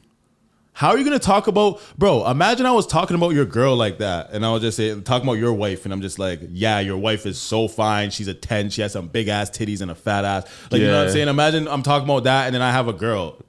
Yeah, bro. And I'm just talking about, I want to have an orgy, and your wife has the best. And I'm there too. And that's what makes it worse. I'm sitting here, and you're looking at my wife saying that you want to have an orgy. You know what's the worst part too is like she said something about how she couldn't masturbate. She said she couldn't. Her friend said that she could masturbate like with her memory to her husband and shit like that. Yeah. And she's like, ew, I can never do that. You know what I'm saying? Yeah. And there's so much things like this is the video we watch is such a small sample size. There's so much more videos of her just expressing that it doesn't seem like she's physically attracted to him. How she even met him was her sister was the one who was a fan of his comedy and said we should go to this comedy show that he was performing at. And so her sister brought her there. Her sister was the fan. She didn't even know who he was. Yeah, he should have got with his sister, bro. She probably wasn't as bad. Or maybe married or something. Yeah. But let's move on. Yeah, we're on to the next thing. We've got this DoorDash victim. Oh my God. This one, we're just going to watch it, and then we're going to have less of opinion on this one because it's pretty straightforward, and I feel like I know what we're all going to say. I'm a victim. This is a man's world. I'm the victim. Remember, I'm the victim. Listen, one of the most talked about cases in the US right now, and it's truly bizarre. There's this girl, she works for DoorDash, delivering food. So she arrives at the door to pick up the food, walks up to the door, and it's slightly ajar. And instead of just leaving the food and leaving, as usual, she opens the door all the way and just peers inside. And there's a guy there. He's lying on the couch, pants down, seemingly passed out. Well, obviously high on something, whatever. It's his house. He didn't try anything. He just apparently forgot to lock the door. He, on the contrary, did the right thing. He didn't go anywhere in that state, but ordered delivery to his home. But what does this girl do? She starts filming a video right there in his house, showing everything, including, well, let's say, things that shouldn't have been shown. And she posts it online. After that, she claims, he harassed me. He showed me things I shouldn't have seen. At first, everyone really took her side. Poor girl, victim, what a terrible man.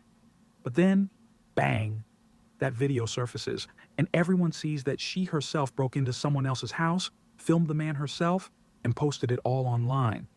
And then public opinion changed dramatically. People started saying, you shouldn't break into other people's houses and film people without permission. Ultimately, she was fired. I was literally working, and they deactivated me. This is related. They just punished me for posting about my sexual assault while DoorDashing. Bitch. And now a video is circulating online of her screaming, I'm a victim. Why doesn't anyone sympathize? And no one sympathizes because she made herself a victim. This is a man's world. I'm the victim. That's it. Running it back. Right? Yeah, Okay. probably. But I think we got the gist. Yeah, bro. Her eyes are so crazy. Like she has crazy. She's nut. She's a nut, bro. Definitely single. I can see a nigga. I can see a nigga wiping it. I'm not gonna lie. I can fix a nigga her. like Akash. I can fix her. Nah, dead ass though. The my shorty God. broke into the man's shit. Imagine I've worked Uber Eats. You don't open somebody's door, see them with you ever fall asleep? You ever fall asleep while you order Uber Eats or DoorDash? Yeah, 100%. To be honest, I'm not sure. I'm financially smart. I don't order Uber Eats. I think I may Rooks is have too competent. I might have like once or twice, but like nah, because of how serious I am about like when I order food, like nah. Me, I fall asleep all the fucking time. Yeah. Raccoons get it. I'm fucking cheese. Oh no Bro, way! You had raccoons cheese. get your shit. Yeah, bro. Damn. But yeah, I be falling asleep when ordering shit. But I'm not gonna lie. Sometimes like if it says a long enough. If it's a long enough wait time, I might like, you know what I'm Take a saying? nap. If it says it takes an hour to come, I'd be like, okay, a bella danger. You know what I'm saying? You know what I'm saying? So it's like, I could understand the man fell asleep while waiting for the food and he was beating his meat. Watching fell the asleep. ting. And then she comes, she opens the door, she sees the man's dick out and she said, but both sexual assault. How the fuck is that sexual assault? Yeah. But she got charged. Good. Yeah. She got charged and she's facing a felony. Good. So that was basically like, You know, I think the biggest topic to talk about in terms of this like whole thing is the fact that people feel comfortable to just post anything online. Anything, bro. well, she thought she was a victim. She said, I am a victim. It is a man's world. I'm not going to lie. I watched that shit so many times because it's so fucking funny because it's like, why is she screaming like that? Yeah. Like, she's actually like mad entertaining. Like, just play it once and play quick. Oh, that's how I can do that? That's hard. That's something new every hard. day. Learn something new. Remember, I'm the victim. Listen, Is that AI, bro? Yeah, I think it is. probably. It's probably a guy who like recorded himself going, I'm the victim. Remember? Shorty was mad that she got fired from DoorDash. But bro, you posted a man's dick online. Yeah, like, facts. where is that okay at? Yeah. facts. Like, if that was a real problem, you should just made a police report. Yeah. Or just like, you know, said like, yeah, I'm never going back to this address again. 1 star, Facts. Just Yeah. make them get their account banned or some shit like Facts. that. But you Facts. posted it online and you shot yourself in the foot. Like, you can't post a man's dick online while he's sleeping in his house. What? Like, did you just hear me say that out loud? Facts, bro. Facts. That's wild. Like, you just can't do it. Like, it's just not okay. Yeah, but you can tell from her eyes she's crazy. So obviously, like, there's some stuff. She's that, cuckoo for Cocoa Puffs. But I feel like you're giving her too much credit with this whole crazy card. Like, I feel like that's a very convenient, like, oh, she's crazy, so you can't. No, I'm not giving her an excuse. I'm saying that, like, that's why she didn't think to not post that. she doesn't have the mental capabilities to process. I feel like we're mixing up crazy and stupid. Fair. That might be what it is. 1.5 speed this one too. Yeah, already a step ahead. Should we introduce this or welcome to Too Much Reactions? React too much? Yeah. What are we calling it? React too much or too much reactions? I like react too much. React too much? I like react too much too. React too much. Okay, we react too much. Are we about to react to this shit? Actually, no, we don't react too. Whatever. It's a nice play on words, you know. Yeah, exactly. Okay, so here we have a man crashing out on live. Not even Instagram. It's so funny how Americans are so like big on their Facebook Live. Like they're always doing like. I'm not gonna lie. I went on Facebook Live one time. I got mad viewers. I was telling stories. It was fucking hilarious. I was getting views. Like, Facebook's lit. People sleep on how much people still use Facebook. I love Facebook's my favorite social media app. Facebook. Lots of people are on Facebook. Lots and lots of people are. It's on us Facebook. old folk though. The new folks are on like TikTok and shit. Yeah. Facts. All right, let's see what I'll go on here. Shout out to MTR. Wow. Who the fuck is this nigga? Cap, who are you? Yo, listen, New York niggas are so funny, bro. I met Star a couple months back. Bro, this is my wife, bro. 1.5 speed. Same video that I have for you guys. Sorry. A young man who decided to live stream confronting the man that is currently destroying the backside. Yeah, clapping the hell out of the cheeks of his now wife. I don't know why he would decide to live stream this and try to not conduct this in private, but because he put it up to the internet, we can all look at it and dissect it. I never want to see y'all acting like this, but there's so much to learn within this conversation that we must. Yeah, I like his setup, man. MCR is great, bro. I respect him still. Now, as we go through this video, he's not an extremist red pillar. Yeah, he's actually kind of balanced. Go to the beginning. Balance. Watch this shit. Can't believe this shit.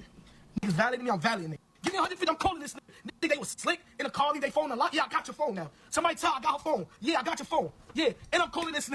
And I'm calling him. Nah, I told myself I would never call the phone about no girl, but this today is the fucking day. Today I would never in life do nobody that. say, call me what I want, call me a bird, call me whatever. You're a bird. We was in Harlem. Look, she went in the store, she went to what's that shit called? The burger spot? What's the burger spot? McDonald's? The burgers. The burgers? Burger King? Joe's, no, Shake Shack. She went to Shake Shack. Shake Shack. Right? She went to Shake Shack. Or that. Left the phone unlocked, went all through her shit. Yeah, now I left her. Pulled the door. I'm coming home now. I'm validating you now. Don't call me. Violate. You call me private. I'm calling this. But I'm convinced he's a comedian, bro. And I'm calling the nigga. It could be fake. Yeah, it's still hilarious. He's definitely from New York. He needs to change the battery and stop fire alarm. Okay. I'm breaking everything when I leave here. When I leave this, it breaks. He reminds me of Queen's Flip from the Joe Budden podcast. Oh yeah. I told myself I would never call a nigga about no girl. Never. But I go to your phone, I'm getting Shake Shack with the big drinks, with the big burgers, with the big fries, with the cheese on it. Cheese costs $1.50 extra. Yeah. Damn. Once I get my shit, I might have to go there. She wild for that. It's up. Is they gonna watch this when I leave? You think she gonna have this man watching this when I leave? Nah, I'm breaking it.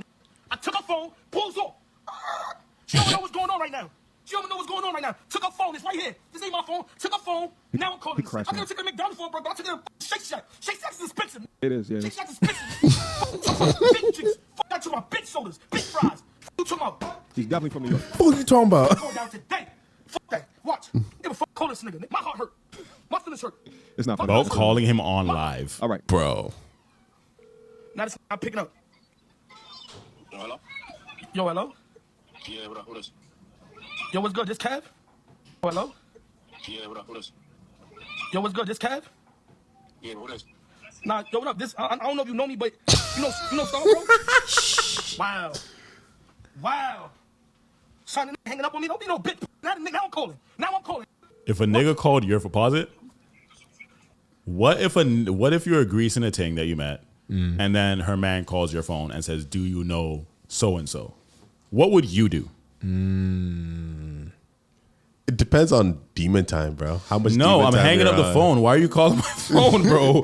What do you mean? Go take that up with Star. Like, why are you calling me, asking me if I know her? Like, Yeah. I'm not here to answer any questions. Honestly, I would just block his number. Like, why are you calling my phone? I think I'd be like, why is she missing? That probably why. That probably me. I was like, why is she missing? Yo, I don't know. Depending on like if so, for example, let's say like she's from another country or whatever. Like I'm in the States or she's from the States and I'm in Canada and I fly her out. And then like her man's calling me, I'm like, yeah, like why you want to know? I know her. It's just okay. You guys are trolls. You guys are trolls. I'm trolling. In real life, it depends. If we're in the same city, I don't. No. You have to remember, niggas will kill over. Shorties, that's why I said different country. That's why I'm just different hanging country. I'm not trying to die over this angry ass nigga, angry New York nigga with his forehead all up in the camera. Look at him. Yo, hello. Yo, what's good? This Kev, right? Yeah, who is? You just asked me that, boy. I'm asking you a question. You know Star, bro? Nah, I don't know no Star. I'm asking you is who's this? Who's this calling my phone? So this the wrong number? Yeah, this is who? Bro, no funny shit, bro. I'm asking you who's this? I told you my name. Bro, this man. I'm asking you, do you know Star, bro? That's all I want to know. Do you know Star, nigga? Nah, I don't know no Star. So, hold on, this Kev? Yes, this is Kev. Kev, what's good, Kev? So you know Star. How I'm calling this number, but you don't know Star? Yo, why you calling my phone so high? Bro, I'm not, yo, bro, first of all, bro, I'm not trying to, yo, bro, I'm not for the games, I'm not for the antics, bro. I watch my girl go in the store and I pick her phone up, but she texting you. Who are you, bro? Who are you? That's all I want to know. Who are you, bro? I'm asking you, okay. Kev, are you Kev, bro? Yeah, I am. So, all right. You saying you checked her text message, what you said? Yeah, you want a text message? Hello? All right, since you're doing, I know Star. Since you're doing all that, I know Star. Oh. All right, but how do you know, wait, bro. How do you know Star? You're about to break his heart. You know, you say yo, bro, don't act tough, bro. How do you know my wife, bro? He's not. You know Kev is being cool. First off, you don't want to text her. Bro, I'm regular. Yes. This is my wife, bro. You texting my wife for phone bill money. Why you? That's my wife, bro. You text my wife for phone bill money. Crazy. I'm late on the phone bill. Bro. All right, let's pause it real quick. Kev said he's texting her because he's late on his phone bill, which means that Kev not only knows your chick, right? Not only did she give him her number to contact him at some point in the past, but their relationship has progressed so much that she's paying on the man's phone bills. At this point, in the Low-key conversation, pause. you hang up. Okay. It's impossible to guarantee that your wife would never be like whatever, or your girl would never cheat on you or whatever, right? Yeah. So let's say you find out your girl's cheating on you and like you're like giving her money and all that shit, and she's just passing that money over to another guy. You crashing out on the guy? It's not her own money that she's giving. It's your money that you've given to her. Principle, for me, the principle is to get mad. Like, unless I walk in on you fucking my girl, then I might try to kill you because I'm just in the heat of the moment. You know what I'm saying? You're right here. I need to let my frustration out at somebody, and you're the closest and easiest target. So I'm probably going to try to fight the nigga. You know what I'm saying? But if I just find out individually, I don't care about the nigga because he's not the person who I made a commitment with. You know what I'm saying? I made a commitment in a deal, a contract with my wife. You know what I'm saying? So I don't really care unless it's somebody like if she cheats with Rooksy, then Rooksy must die. But like if it's like a random nigga, then it's just like he's doing what I would do. So I can't get mad. Fair. Game is game. You know what I'm saying? It's like, yo, real shit is when me and my baby mom broke up, I had to come to realization. Niggas are gonna fuck your baby mom, bro. Because I literally had this fucking conversation with Ayo. I was just like, bro, niggas are always your friends are always gonna try and fuck your bitches. Your friends, that's a different story. If it's a close friend, like if it's an acquaintance, that's different. But your friends, like if you tried to go after my baby mom, that would be a huge issue. Huge disrespect. But if like just another nigga, just a random nigga that I'm not that close with, or even just in someone who I know, but we don't talk every day or whatever. Yeah. Game is game, bro. Because I fuck so many niggas' baby moms, it's time for mine to get fucked. You know what baby moms I fucked, bro? Yo. I was girls like, bro, somebody was the daddy. Somebody was the baby daddy. Facts. Like, even like, honestly, if we're not super close, then like, it's, in my opinion, it's just how niggas roll, bro. If we know each other, even if we played ball 1-2 times, but we're not super close, I might grease your baby mom just because, like, you know, she's available. Is that bad? You guys think that's bad? For me, not really. If I see you somewhere and like I actually go out of my way to like hail you up and say wagwan, see how you're doing. I'm not touching your baby mom. Fair. Yeah, that's true. If we're like, yo, you're my dog. If I could call you my dog, I see you and I'm showing you love and shit like that. But if you're somebody who I see at the club sometimes, see you once in a while, you know what I'm saying? I know you, but I don't know you. I don't ever talk to you outside of when I see you and the hi bye and like. I probably will still hit still. Depends how bad she is though. Yeah, facts. Depends how bad she is. If your baby mom's super bad, then like, sorry, brother, charge it to the game. Facts. And then, like, you know, it's just what it is. What about like if they introduced her to you? No. There's violations. Yeah, facts. Because in order for you to be in a position to introduce me to somebody, that must mean that like, you know, I'm somebody that is worth introducing. You know what Yeah. I'm saying? Yeah. So like that shows Yeah. a respect that you have for me or a dynamic that we have. Like, you know what I'm saying? Nah. What about like after falling out? Depends why. Are they in the wrong? Did they wrong me? Because then I'm 100% fucking you. Like on some like what's the guy's name? Let's say like that nigga who called the cops. A black man stood in front of my door. I would fuck his mom. Bro. Yeah. I don't even care what she Yeah. looks like, bro. Yeah. And I would record it and send it to him. Yeah. I'm a petty nigga though. Hey, man. But yeah. So it doesn't matter the history. It's just like, nah, we have beef now. I don't give a fuck. Fam, yeah, we have beef. It's beef. It's that's up. a part. That's a part of the beef. I'm fucking. Man, part of my beef with him is that he tried to talk shit about me to my baby mom, but I happened to be right beside her. Took her fucking phone. Give me that shit, nigga. What? How the fuck you gonna talk about me to my baby? Yeah, I was angry. Now I don't give a fuck. Fair. All right, that's best play. Or you do your best to gather as much information and evidence as possible if you are actually married to this woman and you're not just calling her wife, instead of emotionally crashing out for the entire world to see, as the entire world learns at the same damn time that Kev is packing your wife out. Your anger is displaced, my guy. You shouldn't be mad at Kev. You should be upset at the woman who you call your wife. City boys, Facts. we down. Negative 10,000 aura. Speaking of aura, Quick emergency meeting. I was recently searching for my name online and found way too much personal information, which brought me down this I weird bet you rabbit hole did. of how that Jump ahead. Let's jump ahead. All right. Kev, where you know Star from, nigga? I met Star a couple months back. What you mean a couple months back? Yo, bro, word to my mother, I would your jaw, nigga. Bro, I'll break your fucking jaw, nigga. How you know Star? Listen. Bro, fuck all that. You getting too excited. Because I'm ready to die for that, nigga. You ready to die, nigga? Are you ready to die? Are you ready to die? Are you ready to die? Are you ready to die, nigga? I'm not playing this game, bro. I'm ready to die for that. Star, yo, bro, you know we got a family together, right? You know me and Star married. We got kids together, right?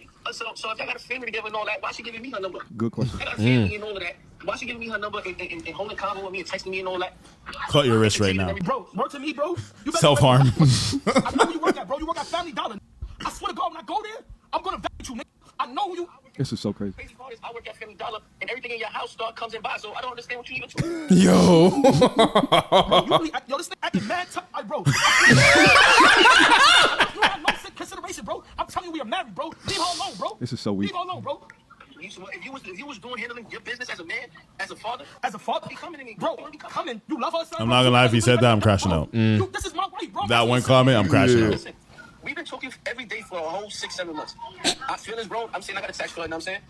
Bro, you really gonna say and tell me this, yo, bro? You're really telling me this just like this, bro? This is my wife, bro. This is my wife, bro. Bro, I'm not crying. I just don't know. Listen, man, I know you're upset right now when you crashing out, and this feels good in order to confront this guy, but this is beyond simp. This is just pathetic and weak, all right? Begging the dude who is sloppy cracking your whole wife's cheeks wide open and tasking him to stop. He's not the problem right here.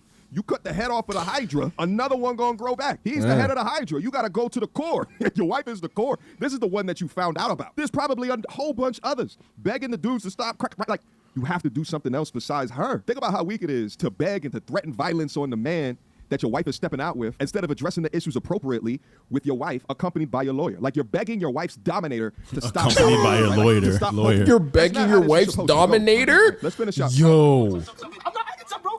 Bro, I see it. Bro. Oh, man. I'm asking you a question as man to man, bro. Leave her alone, please, bro. Bro, please leave her alone.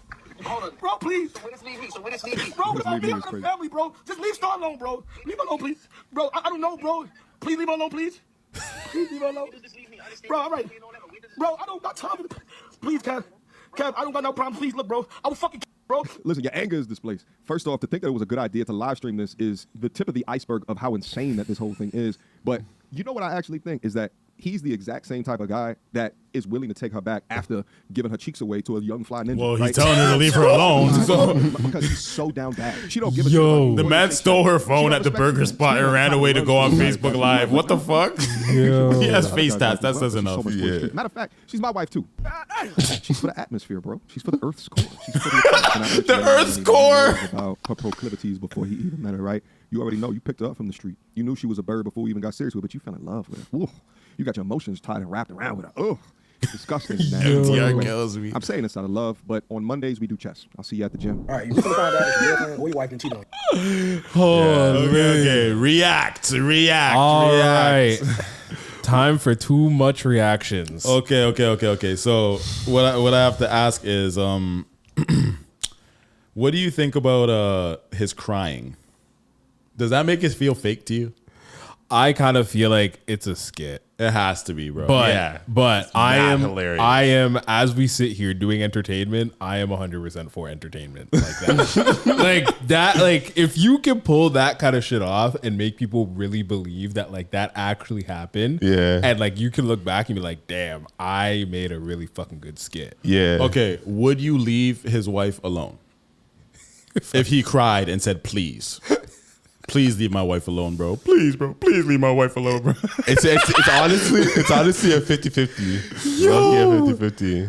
Because it's like, you know what? Like, depending on the vibes that I get from him, if I'm really on demon time, I'll be like, yo, like, you know what? It seems like we both like your wife. Might as well just like that nigga's gonna kill you. He said, I will die for this pussy. I would be so far out of there. I'm not gonna lie. But honestly, it depends on how. If the wife was still trying to holler at me after all that, maybe depends how good. I she mean, is. think about Tommy's story.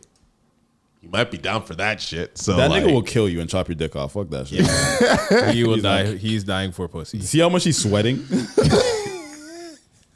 Man was sweating buckets, bro. I know those ones because when I used to be arguing my bitch, I'll be on the phone at work. I'll be on the phone at work when I used to work Amazon and shit, sweating buckets during the pandemic, talking like, yo. Those were dark times, I'm not gonna lie. Those were very dark times, but I would be screaming on the phone. I'm not gonna lie. I got anger issues though. That's okay. Wow. But yeah, on a real note, definitely like it's not good enough for that. There's no pussy that's good enough for all that hassle, bro. I feel like if it's like that, you might as well just go get your own side thing. You know, if you're not willing to leave, go get your own side thing, and you know, he's a family, bro. You didn't hear?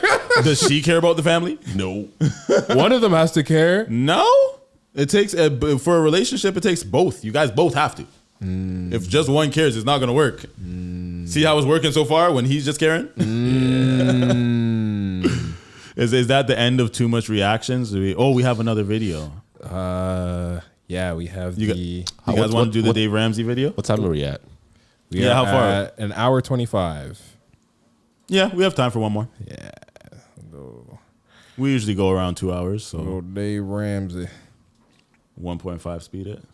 Yeah. This story is actually, I'm not gonna lie, I listened to this while at work, so I know what's gonna happen. Okay. This one I actually need opinions on. Okay. Right. I don't know this one, so I'm blind reacting. On the topic of Dave Ramsey, I should have added into my brags and complaints, but my next paycheck next week, I will be clearing one of my dead accounts. Hey, round of applause. Gunshot, bomb. That's what I'm talking about. We like to stay debt free, young king. Yeah, and that was all from motivation from Dave Ramsey. $1 app. Start budgeting for free today. So I've been married for less than 3 years, and I've worked for everything that I have, and nothing was given to me. And when I got married, my net worth was a little over $1 million. Damn. And but that did consist of most money in retirement and equity in a few rental properties. My fiance at the time, now husband, did not have as much as I did, which was fine. So we had decided to get a prenup, and whatever he came in with, I matched, and then anything else in excess of that was to go to our children. What'd he come in with? He came in with $160,000. So you were at $1 million net worth, and he was at 160 net worth. Yeah. Whose idea was the prenup? Mine. Okay. Shit. Keep going. Shit. So Shit. Sorry. Okay. One thing I want to note is that whenever the woman is the breadwinner, she has no problem requesting and demanding a prenup. Facts. When it's the other way around, bitches be crying, they be calling their moms. It's a big deal. I can't believe this nigga don't trust me. He think we gonna get a divorce one day. Exactly. He think I want to take his shit. It's like, I talked to a girl about this, and she tried to say, she said that she feels like it's okay for a woman, if she's the breadwinner, to get a prenup, but she would never get a prenup. She would never marry a guy and get a prenup if he's the breadwinner. Because she said her excuse was that because the woman usually has the kids and have to take care of the kids and stuff like that, they need the security or da-da-da-da-da. But in my opinion, that's what child support's for. Yeah, it's like you're literally, so you're choosing to be with someone that you don't even trust that you'd be able to do good co-parenting with. And so then it's like, why are you getting pregnant by them in the first place? Also, what I think about that is like a prenup, people think that a prenup means that you get no money if we divorce.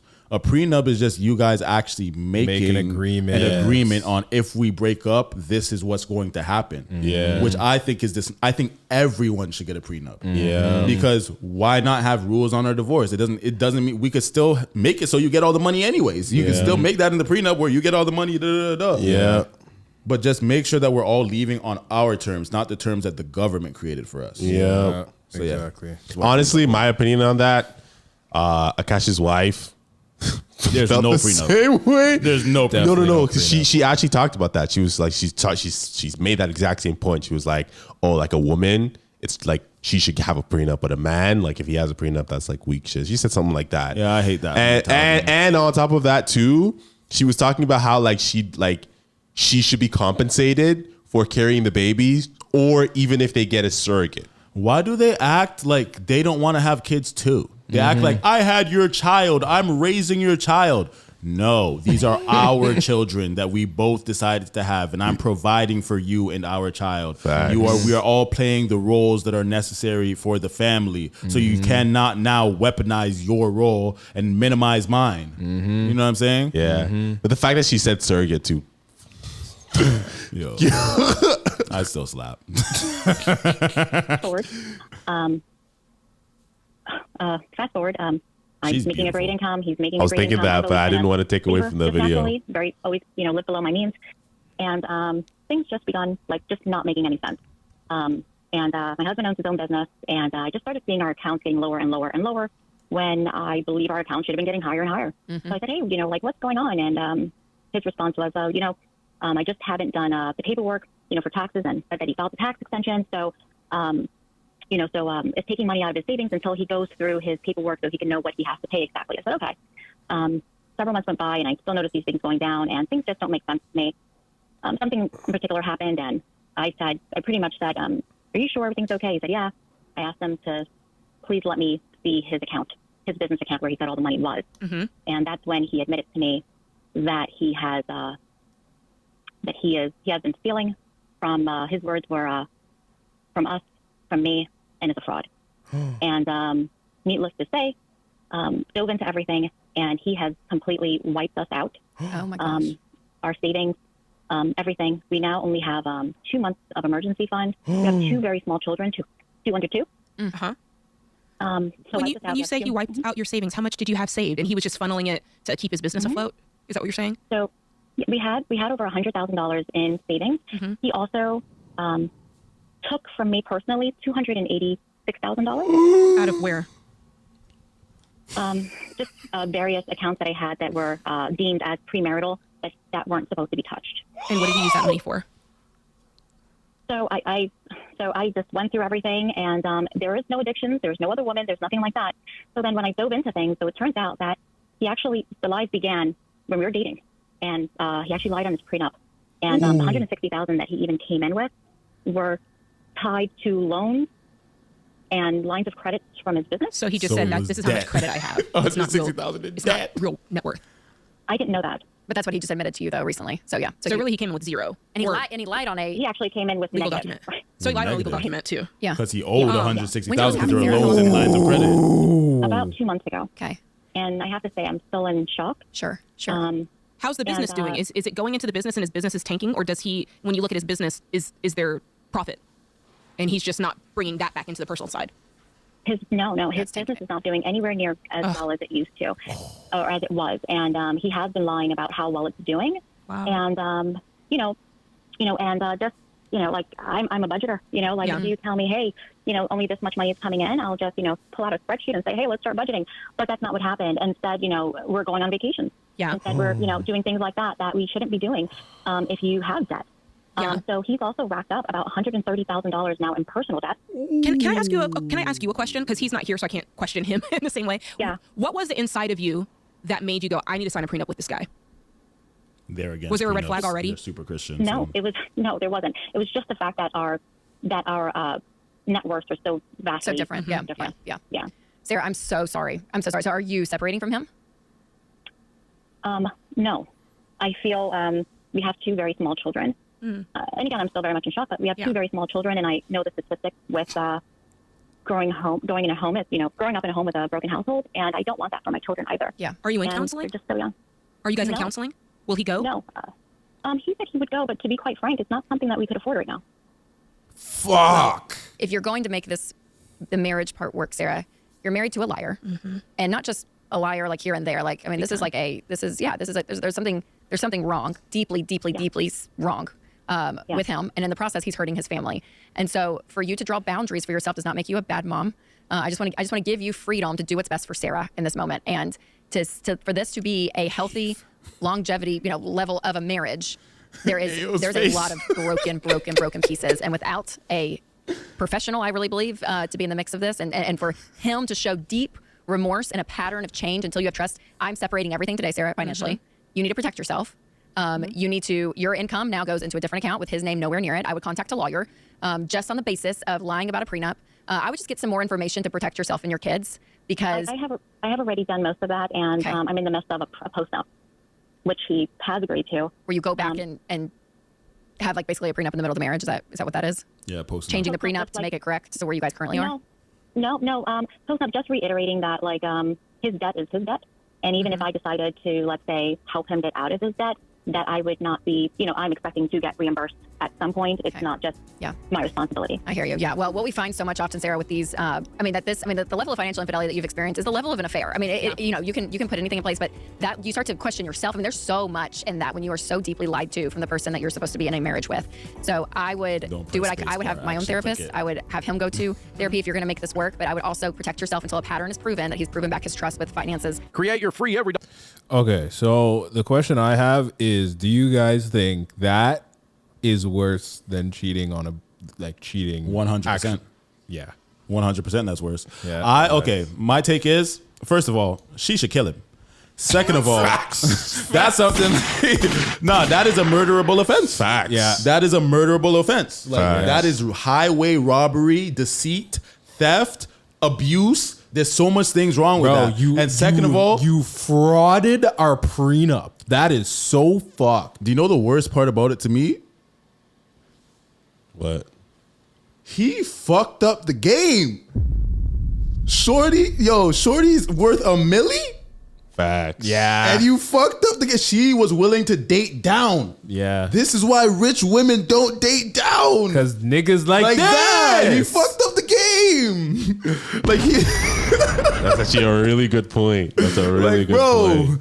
Like the man had it all, bro. The man even trapped her, got 2 kids, and she won't even leave because of the 2 kids, bro. First of all, I think she's stupid as fuck for that. I'm not gonna lie.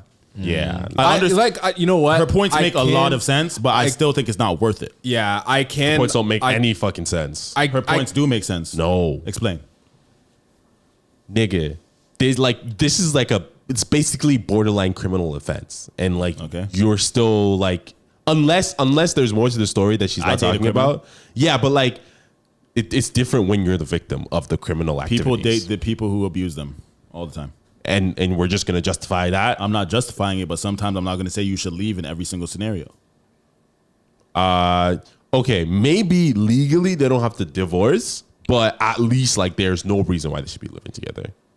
They have 2 small children. I understand that. So what's the point of not living together but then staying married? That's because if you guys all this shit happens, whatever, right? And then now they have 2 small children and they barely have any good standing finances. What makes you think that them separating would make the situation better when they both have bad finances right now? And taking what she said that she's seen the statistics of kids who grow up in single parent households versus not. Do you know those statistics? Yeah, it's pretty bad. I actually don't know it off head, but I know it's pretty bad. I don't know it off head, but I know that there's I think there was a 70% difference in overall success and happiness versus people who grew up in a 2-person household with both of your parents, your biological parents versus not. it literally creates a whole world of a difference. Fam, I can literally just look at my friends that their parents are still together, and I'm just like, yeah, you're doing better than me. No, for real though. It's actually it's a bigger difference than if you were to grow up in a low income versus a high income neighborhood. All the statistics that create the most successful children, the highest statistic that will create the highest chance of a successful child and a happy child is one that grew up in a 2-parent household with both their parents. Fair. It's literally, there's statistics on it that it's like, it's kind of crazy, you know what I'm saying? But that's why I could understand her, because like honestly, she sounds like a catch. She seems very smart, organized, the amount empathetic. of composure that she was able to tell that story, like most women telling that story would be sobbing. Like, yeah, exactly. You know what I mean? She seemed like a sweetheart, bro. Like all of her points and just the way she told it and everything, like he really like took advantage of her because she's a sweetheart. She was really trying to look at him for him, and he deceived her. That's what I'm saying. He fucked up the game. Facts. Fuck. Is there any sort of sound we could put to that nigga? Like, fuck him. Hell no. Exactly. Yeah. Fuck that nigga. He missed. Like, holy fuck. Now imagine the other foot around. What would you do if a girl did that to you? That's what I'm saying. Like I'm more petty than her, I understand the whole like staying together because of the whole childhood thing. But at the same time, I think that there's also, because I don't think that's going to be a conducive household. Like me living with a person that did that to me, I don't think that's going to be a conducive household to have to raise kids in either. So for me, it's picking like my lesser evil. And I would rather be a happy father to my kids away from this person than like me too being completely miserable. I get it. That's why I understand her, but I would completely leave. Yeah. Honestly, I might kill him. Yeah. That would ruin like the whole thing for the kids. But like, I'm not thinking about the kids in the moment. That you robbed over $200,000 from me, bro. Yeah. That's 300. Almost 300. Yeah, 300,000. 300K, bro. Yeah, bro. From multiple accounts. Gunshot.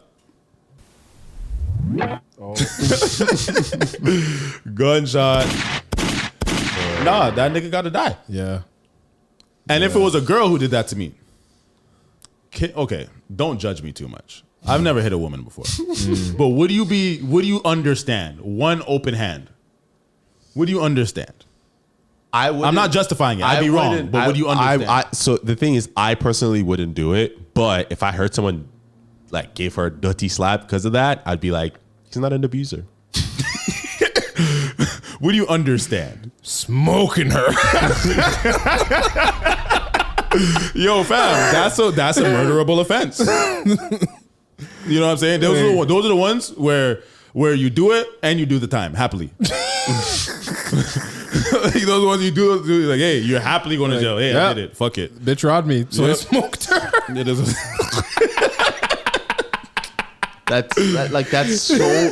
I hope my kids get it too. One day you'll understand. Ooh. Yeah, it's like, it's one of those things that's just, that changes your whole entire life. Like every plan that you had, and like you can't even really trust people. Like, properly. Bro, the way I would never be able to trust a single soul in life, bro. Yeah, I would never be able to trust anybody again, bro. I would never marry again. Even dating would be hard, bro. That's lifetime trauma. That's a lifetime trauma. Lifetime trauma, because like that's way worse than cheating, bro. I don't care. Yeah, because like you lied like before we even got married. Like, I'm not gonna lie. Homeboy is a certified finesse, finesse. This man finessed the shit out of her.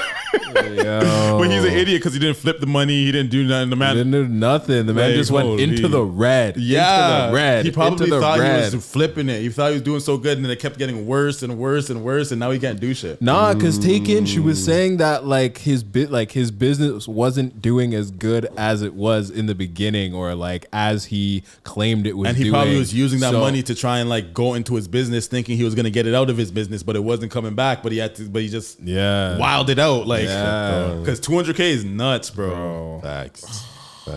That shit makes me so sad. But honestly, I think I said this to you before, Rex. Like, once I started listening to the Dave Ramsey show, it made me feel so much better about my life. Because I'm like, bro, I have I know you guys are going to go against this, but I say I have no fucking reason to complain because I'm not living the life of a woman who has 2 small children, who came into a marriage with over $1 million in net worth, and then found out that years and years and years later that my husband has been lying to me this entire fucking marriage and has been robbing me right in my fucking face. And now we literally don't even have any money, and we have these 2 small children. I don't want to be with this person because I literally can't trust him. I probably can't trust anybody else in my entire. You know what I mean? Like, you can still complain about some stuff, you know. If you don't got air conditioning and it's hot, you can be like, fuck, it's hot in here. So. You know, but that's what I'm saying. Like, I don't have none of these like wild ass problems that these people really be dealing with. I'm just complaining because, oh shit, like my mom has to come into my bedroom to use the fucking laundry room. Whoop-de-doo. Whoop-de-doo. Like, you know we need a whoop-de-doo drop. Yeah, we need a whoop-de-doo drop still. But yeah, man, yeah, stuff like this, like it really makes me appreciative of my life and just being able to kind of not have to worry about those kind of trust issues. If that happens, would you tell your kids when they like get older? Yes. But what if it ruins their vision of their father? That's fine. Or their mother? That's fine. Like, honestly, like I would too, but I just feel like she wouldn't. I feel like she wouldn't tell them. Yeah. She seems like a good I don't know. ass. She seems like a good person, bro. Better than me. I don't know. I don't know if that makes her a good person. I think that she's what makes her a good person is that she shows her heart in multiple ways. Even throughout the prenup, she was saying that everything that we have after is good, but everything before it goes to our kids. Like everything, like even her thinking about the reason to stay for the kids. She's taking herself out of it. She seems like a very selfless person. She dated down. You know what I'm saying? Like she seems like a genuine sweetheart. She seems like a good person. So I could see her being like, I didn't tell you that. Her kids finding out one day that, I didn't tell you that because I didn't want to ruin your vision of your father because I know you guys look up to him. I could completely see her doing something like that. I don't know if like, I feel fair. like that's a double-edged sword because it's like, now her kids might look at her as like, oh, like you hide stuff from me that I should know. But nah, I wouldn't look at my mom like that. I would look at my mom like she's trying to protect me. Protect your feelings? Protect not my feelings, but my image of my dad. Because a lot of these things, like even like I wouldn't want to tell my daughter a lot of the feelings that I have about my baby mom or things that she may have done because I feel like those are things that you have to find out for yourself. Like if you feel like if you have a deadbeat dad or something like that, the kid's gonna find out that your dad was bare minimum and never put any effort, whether it takes them to 20 years old. Eventually they're going to remember and they're going to see who was really there. Yeah. So you don't have to tell them, you know what I'm saying? So it's like I understand her and I probably wouldn't tell them about that either because I'm a big fan of like kids staying out of adult business, you know what I'm saying? Because like there's a Gary Owens situation where apparently he cheated on his wife or whatever and then all his kids don't talk to him anymore. For me, I get it because it's like, oh, you ruined our family and you hurt our mom. I get that, but for me personally, I stay out of grown folks' business. They can do whatever the fuck they want, cheat on each other. That's none of my business between mom and dad. I just stay. I'm not gonna cut off my mom or dad because they hurt each other. You know what I'm saying? Fair. Unless it was physical, then I would probably see the reason for that. You know what I'm saying? Fair. I don't know. I feel like with this situation, it's like you're taking away like what he literally was doing was actually like fraudulently like trying to I don't even know how to explain it, but it's like you're taking away literally from the kids. Her kids are 2 under 2 right now. At what age and they're comprehending? What you tell them as soon as they're able to understand? Like what age do you tell them? When do you bring that up?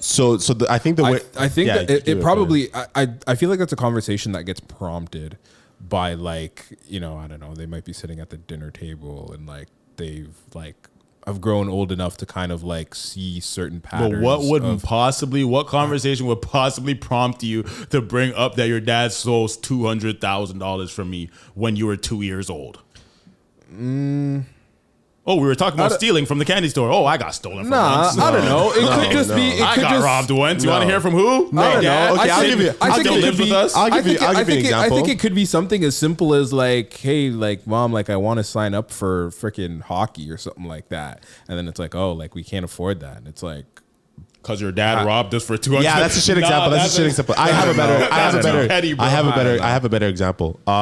It could just be like let's say like they grew up and then like, you know, there's a conversation and you're talking about like, oh, I used to do this before, you know, we got married and blah, blah, talking about like, oh, like what'd you do? Like, oh, this is what I'm interested in. Like talking about career stuff, right? If they're fully adults, I could see the reasoning. If they're full adults, moved out the house and stuff like that, I could see the reasons. But up to the ages of 18, from 0 to 18, I don't see a good reason to tell your kids about that. Like 16, but why 15, are you going to tell that's them what I'm trying to, that's the picture I'm trying to paint. So like, again, thinking about it with my mom, she talks about like her previous career, like her childhood, shit like that. We just like story time, you know what I mean? So then like out of curiosity, I'd be like, oh shit, like what happened to that? And then like, she's just gonna tell me what happened. Like, But she's what happened to straight up what? real. Like, oh, like, Shorty's worth $1 million. He stole $200K. She fine. but like, She again, has assets worth $1 million, there- and yes, but by the time that the kids are able, you don't think that she's gonna build back a little bit of wealth where the kids aren't gonna be like, they're not gonna think. She doesn't strike me as the type that even though she had that net worth, that you would even see it on her, that you would be able to notice. I feel like she would live a modest lifestyle where her kids don't even know. She probably lives a modest middle class lifestyle, bro. So what are they gonna say? Like, oh, what happened to all that bread? Like, what are they gonna say? I don't know. I think because I agree with Ao's point where it's like if they grow such a strong relationship where it's like there's almost like nothing left out of their like lifespan that they haven't talked about with their kids, and then like in the midst of talking about like, oh yeah, like, you know, before me and your dad met, this and that, like we had to, it could even just be like about like relationship stuff that they're having a conversation about. For your relationship with your parents, isn't there certain things that your parents didn't tell you until you were grown? My parents don't tell me shit, so that's a terrible example. I'm the opposite. Do you ask questions? No. Okay, I'm that's the your opposite. problem. I'm the opposite. What? There's nothing that I don't know. But would you say that there's certain topics that they didn't tell you until you were grown? Grown is like relative. Because like when I say nigga's barely grown now. Yeah. He's 22 years old. So that's what adult man. okay. So what I'm saying is like so 23. So what I'm saying is like there's stuff about like my parents' relationships that I knew about before I turned 18. Did they tell you? Yes.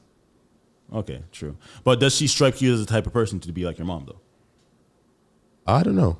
I feel like it's hard to say. Yeah, I don't know. I don't think that I don't see that she seems like she's looking out for the best interest of her kids, and I don't see her kids benefiting from learning that at a young age.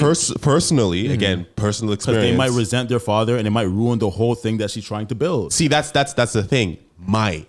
Right? So like after learning about all the shit that's happened, what do your kids get out of learning that? Besides hate for the father. For me, it humanizes people.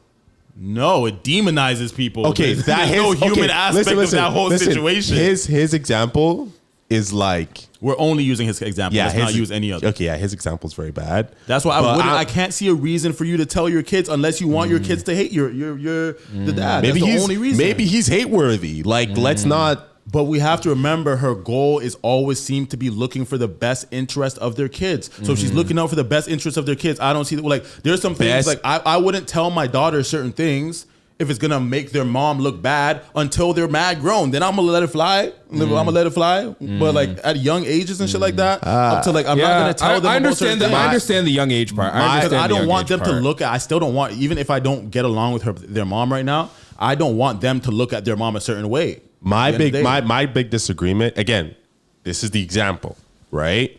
Yeah. Specifically this example, I would want my kids to understand that this is the behaviors that their dad exhibits, because they can also be a victim in the future. If they grow up not knowing who their father is and loving him, and then by the time that they're old, I drop the news on them, they're not going to really believe me. And that leaves them open for their father to take advantage of them if he doesn't their father's change. doing that to their daughters too. If you're robbing your youths too, that's crazy, bro. I don't put it past different type of stuff. I don't put it past He technically was in the fact that he was robbing from the family bank account.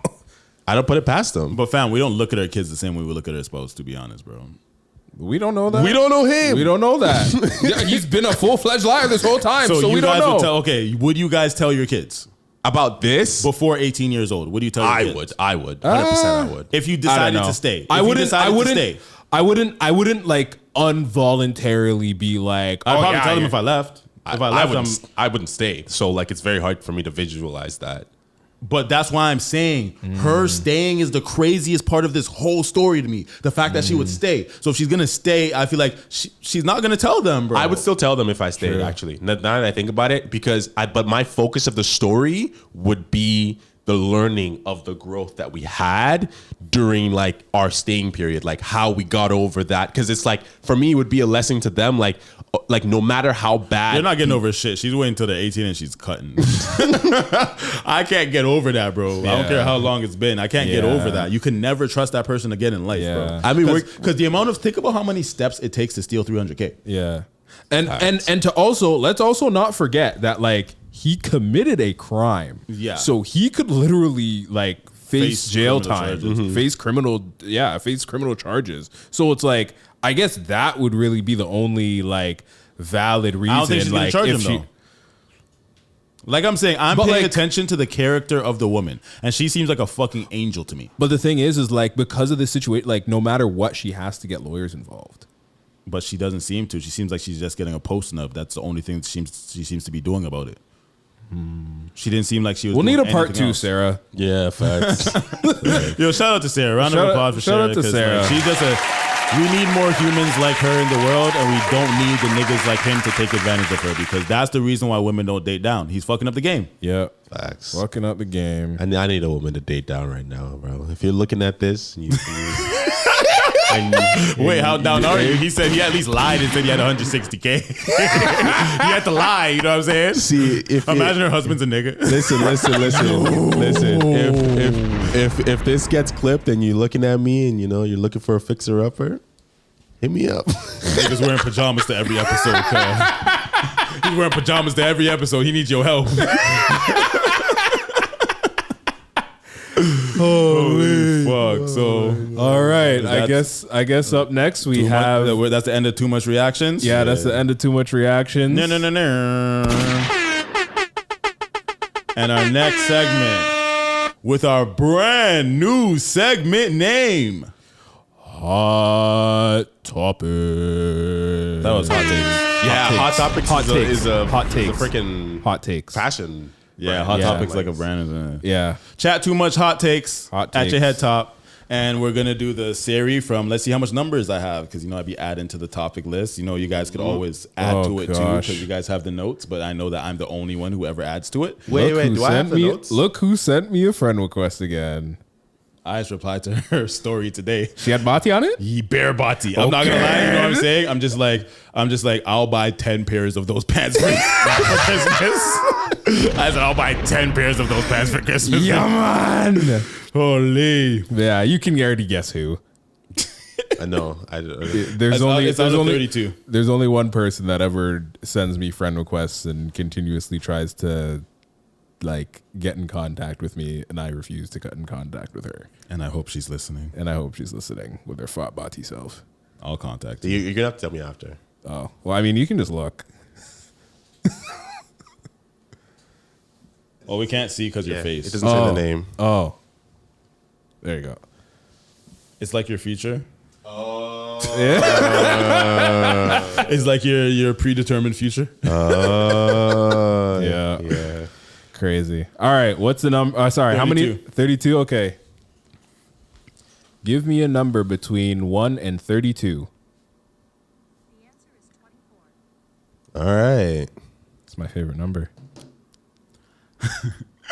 How much money would it take for you to cheat on your partner? That's a great question. Siri doesn't miss, bro. Well, I have a lot of good questions on here, so. But I like it's very related to this. How much would it take for me to cheat on my partner? How much money would it take for you to cheat on your partner? Damn. I guess it depends on what the situation is once I'm with my partner. But like, does it really? Yeah. What if? Because like, if my net worth is like, you know what I'm saying? If I'm bringing like $500,000 a year, like let's say right now, your situation right now. Right now, bro, give me a rack.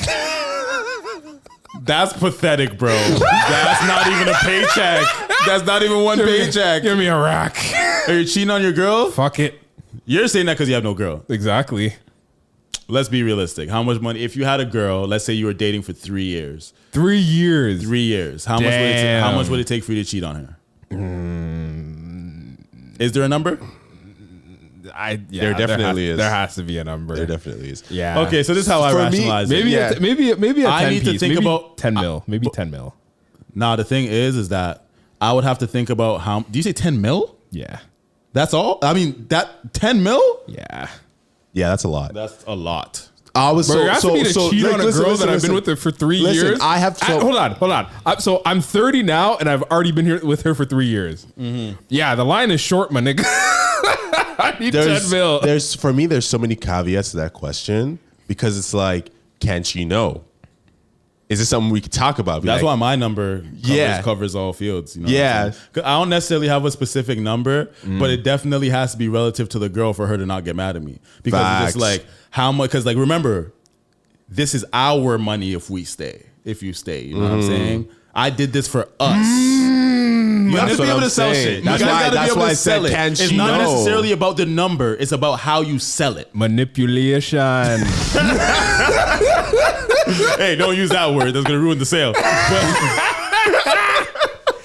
Yo. I would honestly, it's not about the number. It's about how much money would it take for her to be stay. Okay. Yeah. So it's because remember, it's our money. Because honestly, if she thinks that I would probably let her cheat. Fuck another nigga for a mil, bro. For less. I was less than a mil. $500K. Damn. 500K. That's a lot of money, bro. Yeah, facts. That's the thing. That's the thing. If we can talk about it and I don't lose her, especially if we have a good relationship, then yeah, it doesn't have to be that much. But if the caveat is you lose her, then what's your money? You love this girl. Do we have kids? Exactly. I mean, you could have two different numbers for both scenarios. Bro, this brings me to another question though. Do you guys feel like there's just one soulmate in the world? Why can't I find another girl after she leaves? She left the money. There's definitely multiple soulmates. So if she feels like I wasn't worth, she wants to stand on principle with her feelings and she doesn't want to think about the bigger picture. I did this for our family and our future, for generational wealth. You're not thinking about the bigger picture, so maybe I need to go be with somebody who has more of a bigger picture mindset. But it's not even that. It's the caveat in getting the money is that you can't let her know that you cheated on her for money. You just have to let her know that you cheated on her. Oh, yeah, that's. So I just have to hurt her feelings? Basically, that's what makes it a hard question. You can't have, you know what I mean? It's if I want some Squid Game shit and I want to give you money to put you in that situation, I want you to go through shit. You know what I mean? So you want me to lose my girl for a certain amount of money? Yeah. See what I'm saying? That's why I had to put a big nutty number on it. Yeah, you're right. But I would still lower the number than 10 mils. Though 1 mil is good enough. 1 mil is good enough for me to crash out my life. Nah, 1 mil because each family member has to get a mil for me. Why? Because I cheated on my girl, not your wife. Oh. She cheated on your girl, not your wife. Could have been your wife. She could have been my wife, but I chose 10 mil instead. Find it, bro. 1 mil is good enough. You're greedy, bro. So yeah, I guess you're smarter. Y'all niggas don't have principle. Huh? You're like, damn, I got there's no amount of money that can buy my. Is that what you're gonna say? No.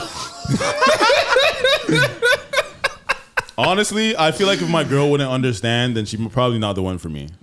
But again, you have to have a girl that's okay with you explaining your way out of cheating. You would have to lie about why you cheated, but is she the type of girl that can accept you cheating? If so, then you get both worlds. Well, I don't really want a girl who could accept me cheating like that. I kind of like a girl with some self-esteem. Yeah. But I feel like if she could rationalize the reason, then I could I'm sorry, I'll give you half or some shit. So I have to to be comfortable with settling for half of whatever I get. So I'm like, yo, $500K, whatever. Be like, you know what? I'll even let you get a hall pass. One nigga, fuck it. You know what I'm saying? Let's make this right. But also, do we get choice of who we do the cheating with? Y'all are making this question. You guys are adding shit to the question. Yeah, because hey, you be doing this shit too, my boy.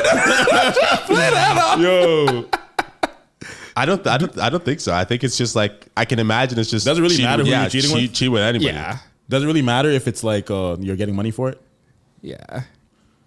Why? You're a prostitute. You're fucking whoever's giving you the money. Who cares? Yeah, but what if my dick doesn't get hard? Then you don't want the money enough. My dick will get hard at the sound of that price tag. That's crazy. Is that crazy? You don't think there'd be too much pressure? No. Really? That's like saying that I'm gonna miss the free throw to win the game because there's too much pressure. No, I thrive in pressure. Okay, my bad. I mean, it depends. Like, if she can't be like, you know, If my dick won't get hard for that amount of money, bro, I'm cutting it off. Because what are you good for?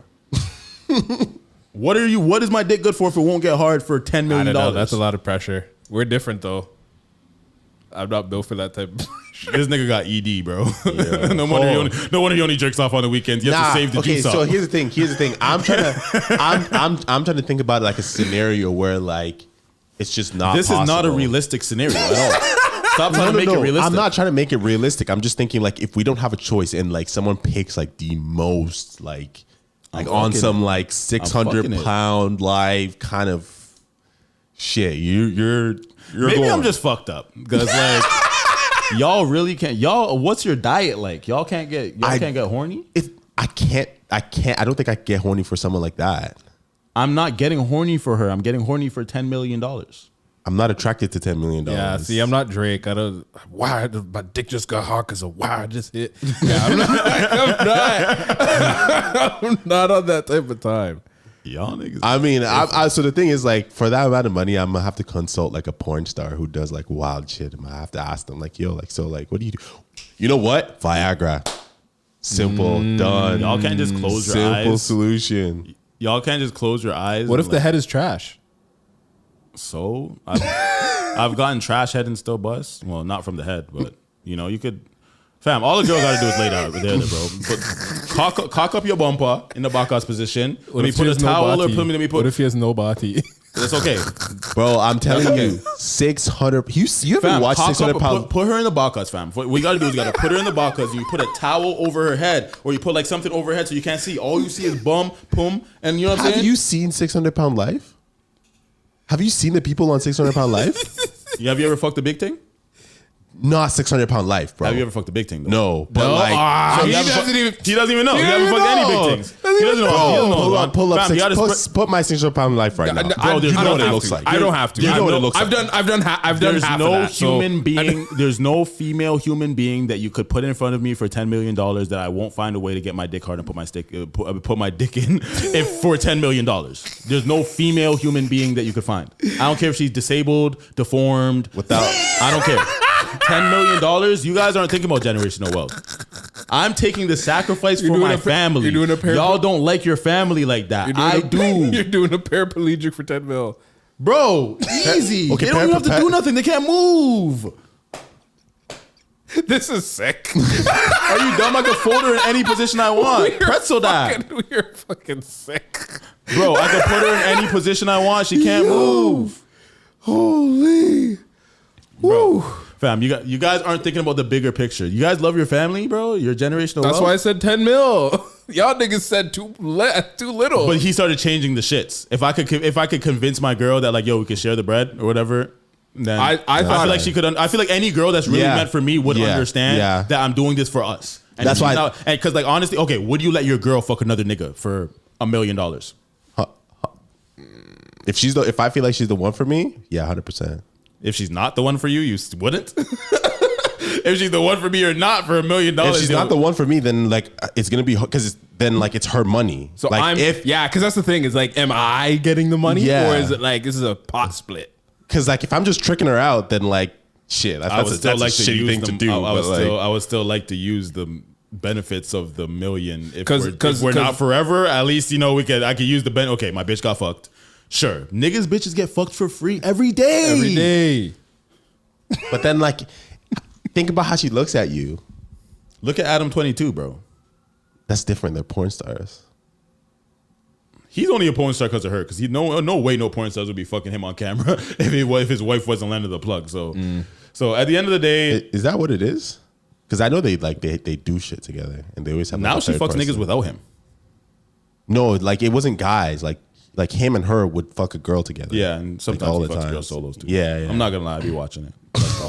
I'm dead. I'm not gonna lie, Plug Talk is the worst. Is the worst porn thing ever because nobody wants to watch an interview before they fuck like that. Like, no, I skip it every time, and then there's always some short ass shitty ass sex. Like I've watched it, but it's like it's not good in my opinion. I don't rate it highly. So if Adam 22, if you ever see this, do better. It's fucked because I see she always picks a random black guy to fuck when she does her solo scenes. I'm just like, damn, like does she even really like him? Like, damn, I don't know, but she's bad though. God damn. I feel like age is catching up to her. How old is she? She's I don't know, but she's. Should we look it up? She's looking older than. Bro, you can just see. White women age like milk. Fact. White people age like milk. I'm not looking like fucking George Jefferson and George Washington and all this type of shit. Yeah, I mean it depends. It depends on the woman. I am not afraid to say that. How old is Lena the Plug? 34. Yeah, she's still fine. She can get it. I feel like she's fine, but like I wouldn't wife it. 100%. But like, I would wife it for the money, I guess. Ooh, for the money. Money, man. This economy, I'm fucking dead, bro. What time are we at? We're at end time. Goodbye, good friends, goodbye. You guys know that song? Nah. We need an outro though. Y'all niggas never watched what's that bear? It's like the bear in the big blue house. Y'all got no soul, bro. You came from a different country. Bear in the Big Blue House. Okay, I remember. Bear Go on YouTube and play the goodbye song right now. Yo, play good. I'm telling you, it's gonna hit you. You're gonna be like, oh shit, I forgot that this existed. Oh, there it is. Bear in the Big Blue House. Put this on the fucking screen. Oh, yo, nostalgic. You're like, yo, I forgot this. Like, whoa, yeah.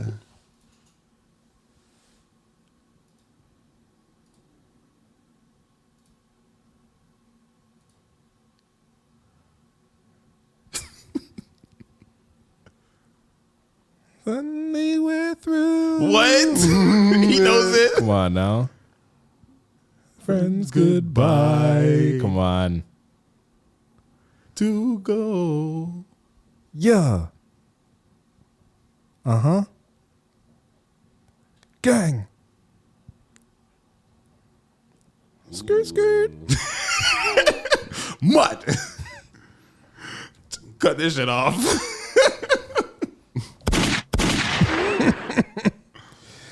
Yeah. I recognize the bear, but I don't know the song. Crazy. I think I'm too young for that. You are too young. This is Yeah. literally when I was a kid, like on fucking Treehouse and shit. Yeah. Treehouse? Treehouse is that old? Yes, brother. How old do you think we are? Right? What do you mean that old, bro? Treehouse The man said Treehouse is that old? Like, bro. Because like I thought Treehouse was a newer thing. Like, because I didn't grow up on Treehouse. What year were you born? 02. I didn't grow up on. You were born after 9/11? Yeah. How crazy is that? It's insane, bro. You remember 9/11 when it happened? Mm-hmm. That shit was scary. You were aware what happened? Yes, because I had family in New York. It's like, bro. I was scared that like, oh my god, like I wonder if any of my family members like. Honestly, I didn't even know what country I was in, so I thought that shit was happening here. I didn't know. I was 4 years old. I didn't know what fucking. That's what I'm saying. I didn't know what country. I didn't know the difference between Canada and America. It all looks like the same shit. So I thought we were going to war and then we were all gonna die. Yeah. I wasn't aware. It's just like I see everybody crowding the TV screens. I see like it's like once you see a smoking building and everybody making a big deal about it, it's just scary. It was a huge deal. So I didn't understand it there, but then damn, I understand it now. That's some sad shit. Yeah, facts. Insane shit, bro. And apparently, even like now, like when you like go visit the like area where the buildings were, it's like very eerie. Just like aura, like is really bad there. Imagine the aura in like places that get bombed like that every day. Like imagine like the aura in Hiroshima and Nagasaki. Yeah. Yo, I stumbled across like a YouTube page that they send him like GoPro footage from the Ukrainian war and like different wars. That's funny. And yeah, I don't know. I just got curious. I started watching it. It's fucked. Yeah. And then he has like a Telegram where he has the unfiltered. Y'all just gave me an idea for the topic questions. One of our topics I'm gonna write down is: would y'all go to war? No. Yeah, Okay. Answer it now. You want to answer it now? Okay. So funny enough, y'all know that like I just became a citizen. I'm about to get my passport. So would you go to war for Canada? So I wanted to join the military just to like get a little bit more like discipline. You are too lazy to go join the military. Why not? I just told you you are too lazy to join the military. That's not how it works. If I can grit enough to pass the basic training, then like I can be in the military. Have the willpower. I think I do. So why don't you make reaction videos? Why don't you have the willpower? Because that's different. I think I work better in like when someone's yelling at you and forcing you to do things. Yeah, funny enough. So you need react. So make your own content and put it out. Release it now. So you need a S&M type bitch. Nah, that's gonna turn you into a fucking sub. I'm not trying to be I'm more so looking for a way to jumpstart my own sense of like better discipline, and I find that comes from within, bro. Yeah, but you can also like it's kind of like pushing a car to start. I don't know, is it a car to start or something like that? Like it's like pushing something to start. But some cars just start. Yeah, some cars just start. But if you're not a car that starts and you push it to start, and you still get around. But you can be a car that starts if you just have the willpower and mentality. That's Am the I thing. wrong? Am I being ignorant to myself? Am I just being like, because I could do it, I can assume that everybody could do it? Is that what I'm doing? Essentially, because it's like if the idea is like we wouldn't be having the conversation if the car could start that way. I think the car could start, but you're just not doing it because you choose not to. No, there's nothing stopping you from. You have everything here. You have everything here for you to literally watch a video and react to it like very easily. Like you have it the easiest possible setup to do it. Yeah. So why aren't you doing it? Intervention. Homie So, court. okay, so here's the thing. Homie Here's the court. thing. We need Here's that the- Judge Judy music. Here's the thing.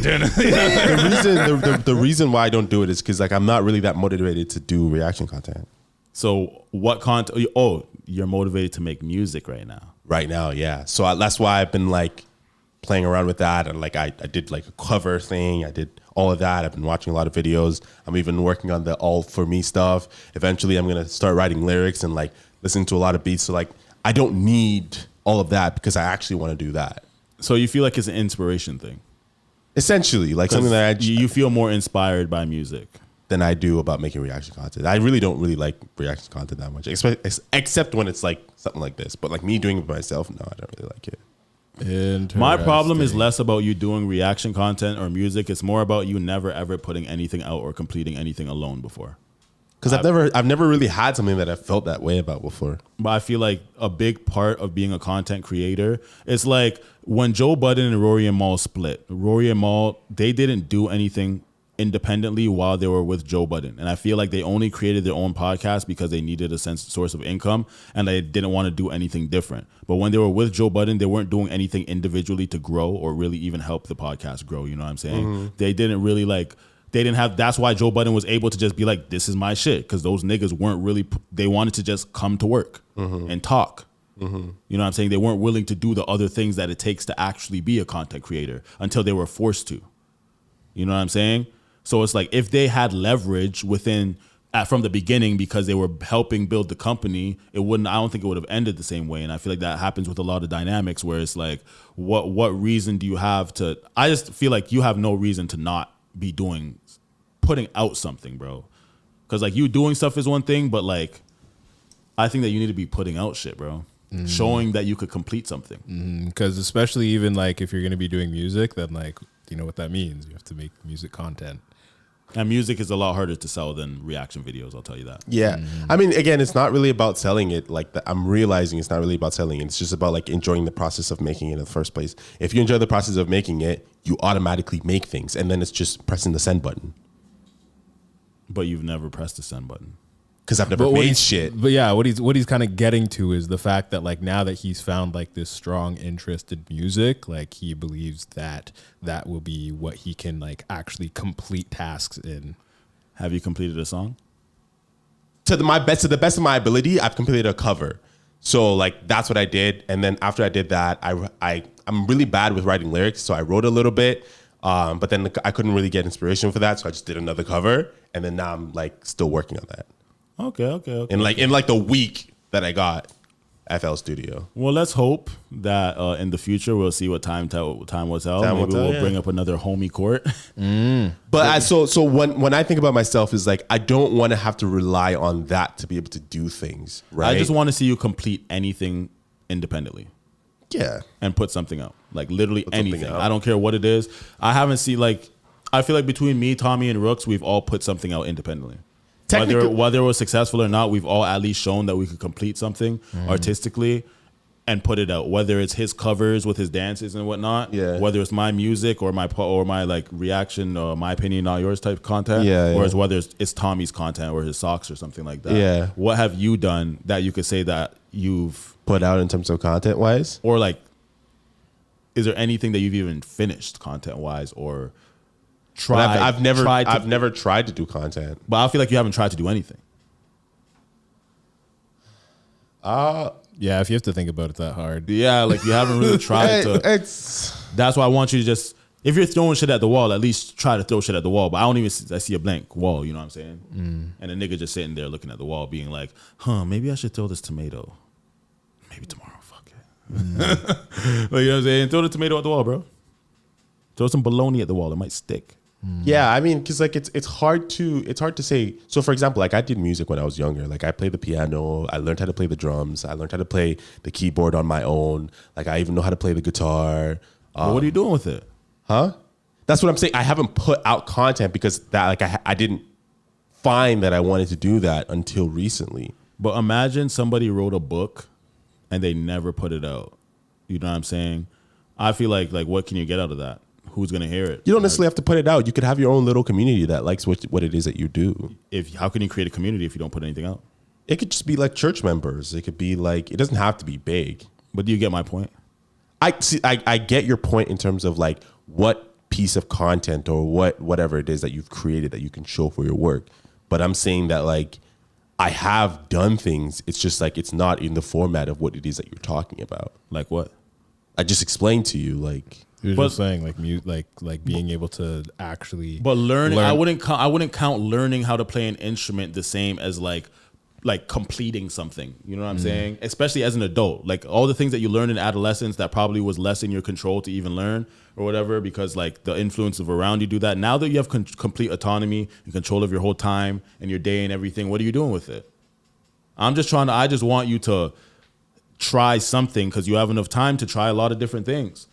Whether it's like, at one point I was selling studio time. Fuck it. I had a studio. People came in to record. I was paying my bills doing that. Whether I was like, if it's graphic designing or something, selling clothes, whether it's some sort of endeavor that shows that like something that shows a hustler mentality that you're willing to do something. You know what I'm saying? So like that more so comes from like a want, like just like I'm a hustler. It's not more so I like doing this, therefore I put it out like as like a natural progression. It's just I'm a hustler. If I don't have anything that I'm doing, I feel like I have to find something to do. That's like where that comes from. But like if you don't really have that mentality, then like it's not that you don't want to put out things. It's just that you haven't found what you want to put out. Well, actually, no. It's not that you can't put out things or whatever. You just haven't really, there's nothing that you really want to put out, basically. I feel like you'll put it out. You'll put out content if we're like the ones putting it out. When it comes to you sitting down and talking, you wouldn't have problems putting out that content because we're the ones who's kind of forcing it. Yes and no. Because like I was like, the reason why we're here is because I was having that conversation with you that I wanted to start a podcast and you said you were interested. I said, we literally had this conversation. I said, I don't want to do it solo. I want to do it with people. And that's how he reached out to you and said, oh, let's do this. So then I'm like, all right, I'll go. I'm down. And then like, that's why we're here. So it's all about the, I get what you're saying. Okay, yeah, let's get past the semantics of my words and my examples and let's get to my heart. You know what I'm saying? And you see that I want what I want more from you because I see more potential in you than you produce. You know what I'm saying? I feel like you have lots of potential to do music and content. And I would hate to see you not put out any music and not put out any independent content. Because I feel like we all, even though we have this podcast, we are all independent entities and we should be able to thrive individually as well as together. And that would help us together. If we start building, suppose you do reaction videos and then you create your own audience that attracts them to the podcast now and then feeds into us. I think that it's very important that we all thrive and put effort into our endeavors. And I say this out of love and constructive criticism. I get that. I get that. So, is that the end of Chat Too Much podcast? Sure. Yeah. Sure. Anything you guys want to say on the outro? Goodbye. How much languages can you say? How do you say goodbye in Nigerian? Odabo. Well, it's not Nigerian. That's my language. It's Yoruba. It's Yoruba? Yeah, Yoruba. What? Say it again. Yoruba. No, like how you say bye. Odabo. Odabo. Odabo. Konnichiwa. Odabo. Au revoir. Au revoir. Ciao. Ni hao. What's that? Peace. Out of here. Holy fuck. What does ni hao mean?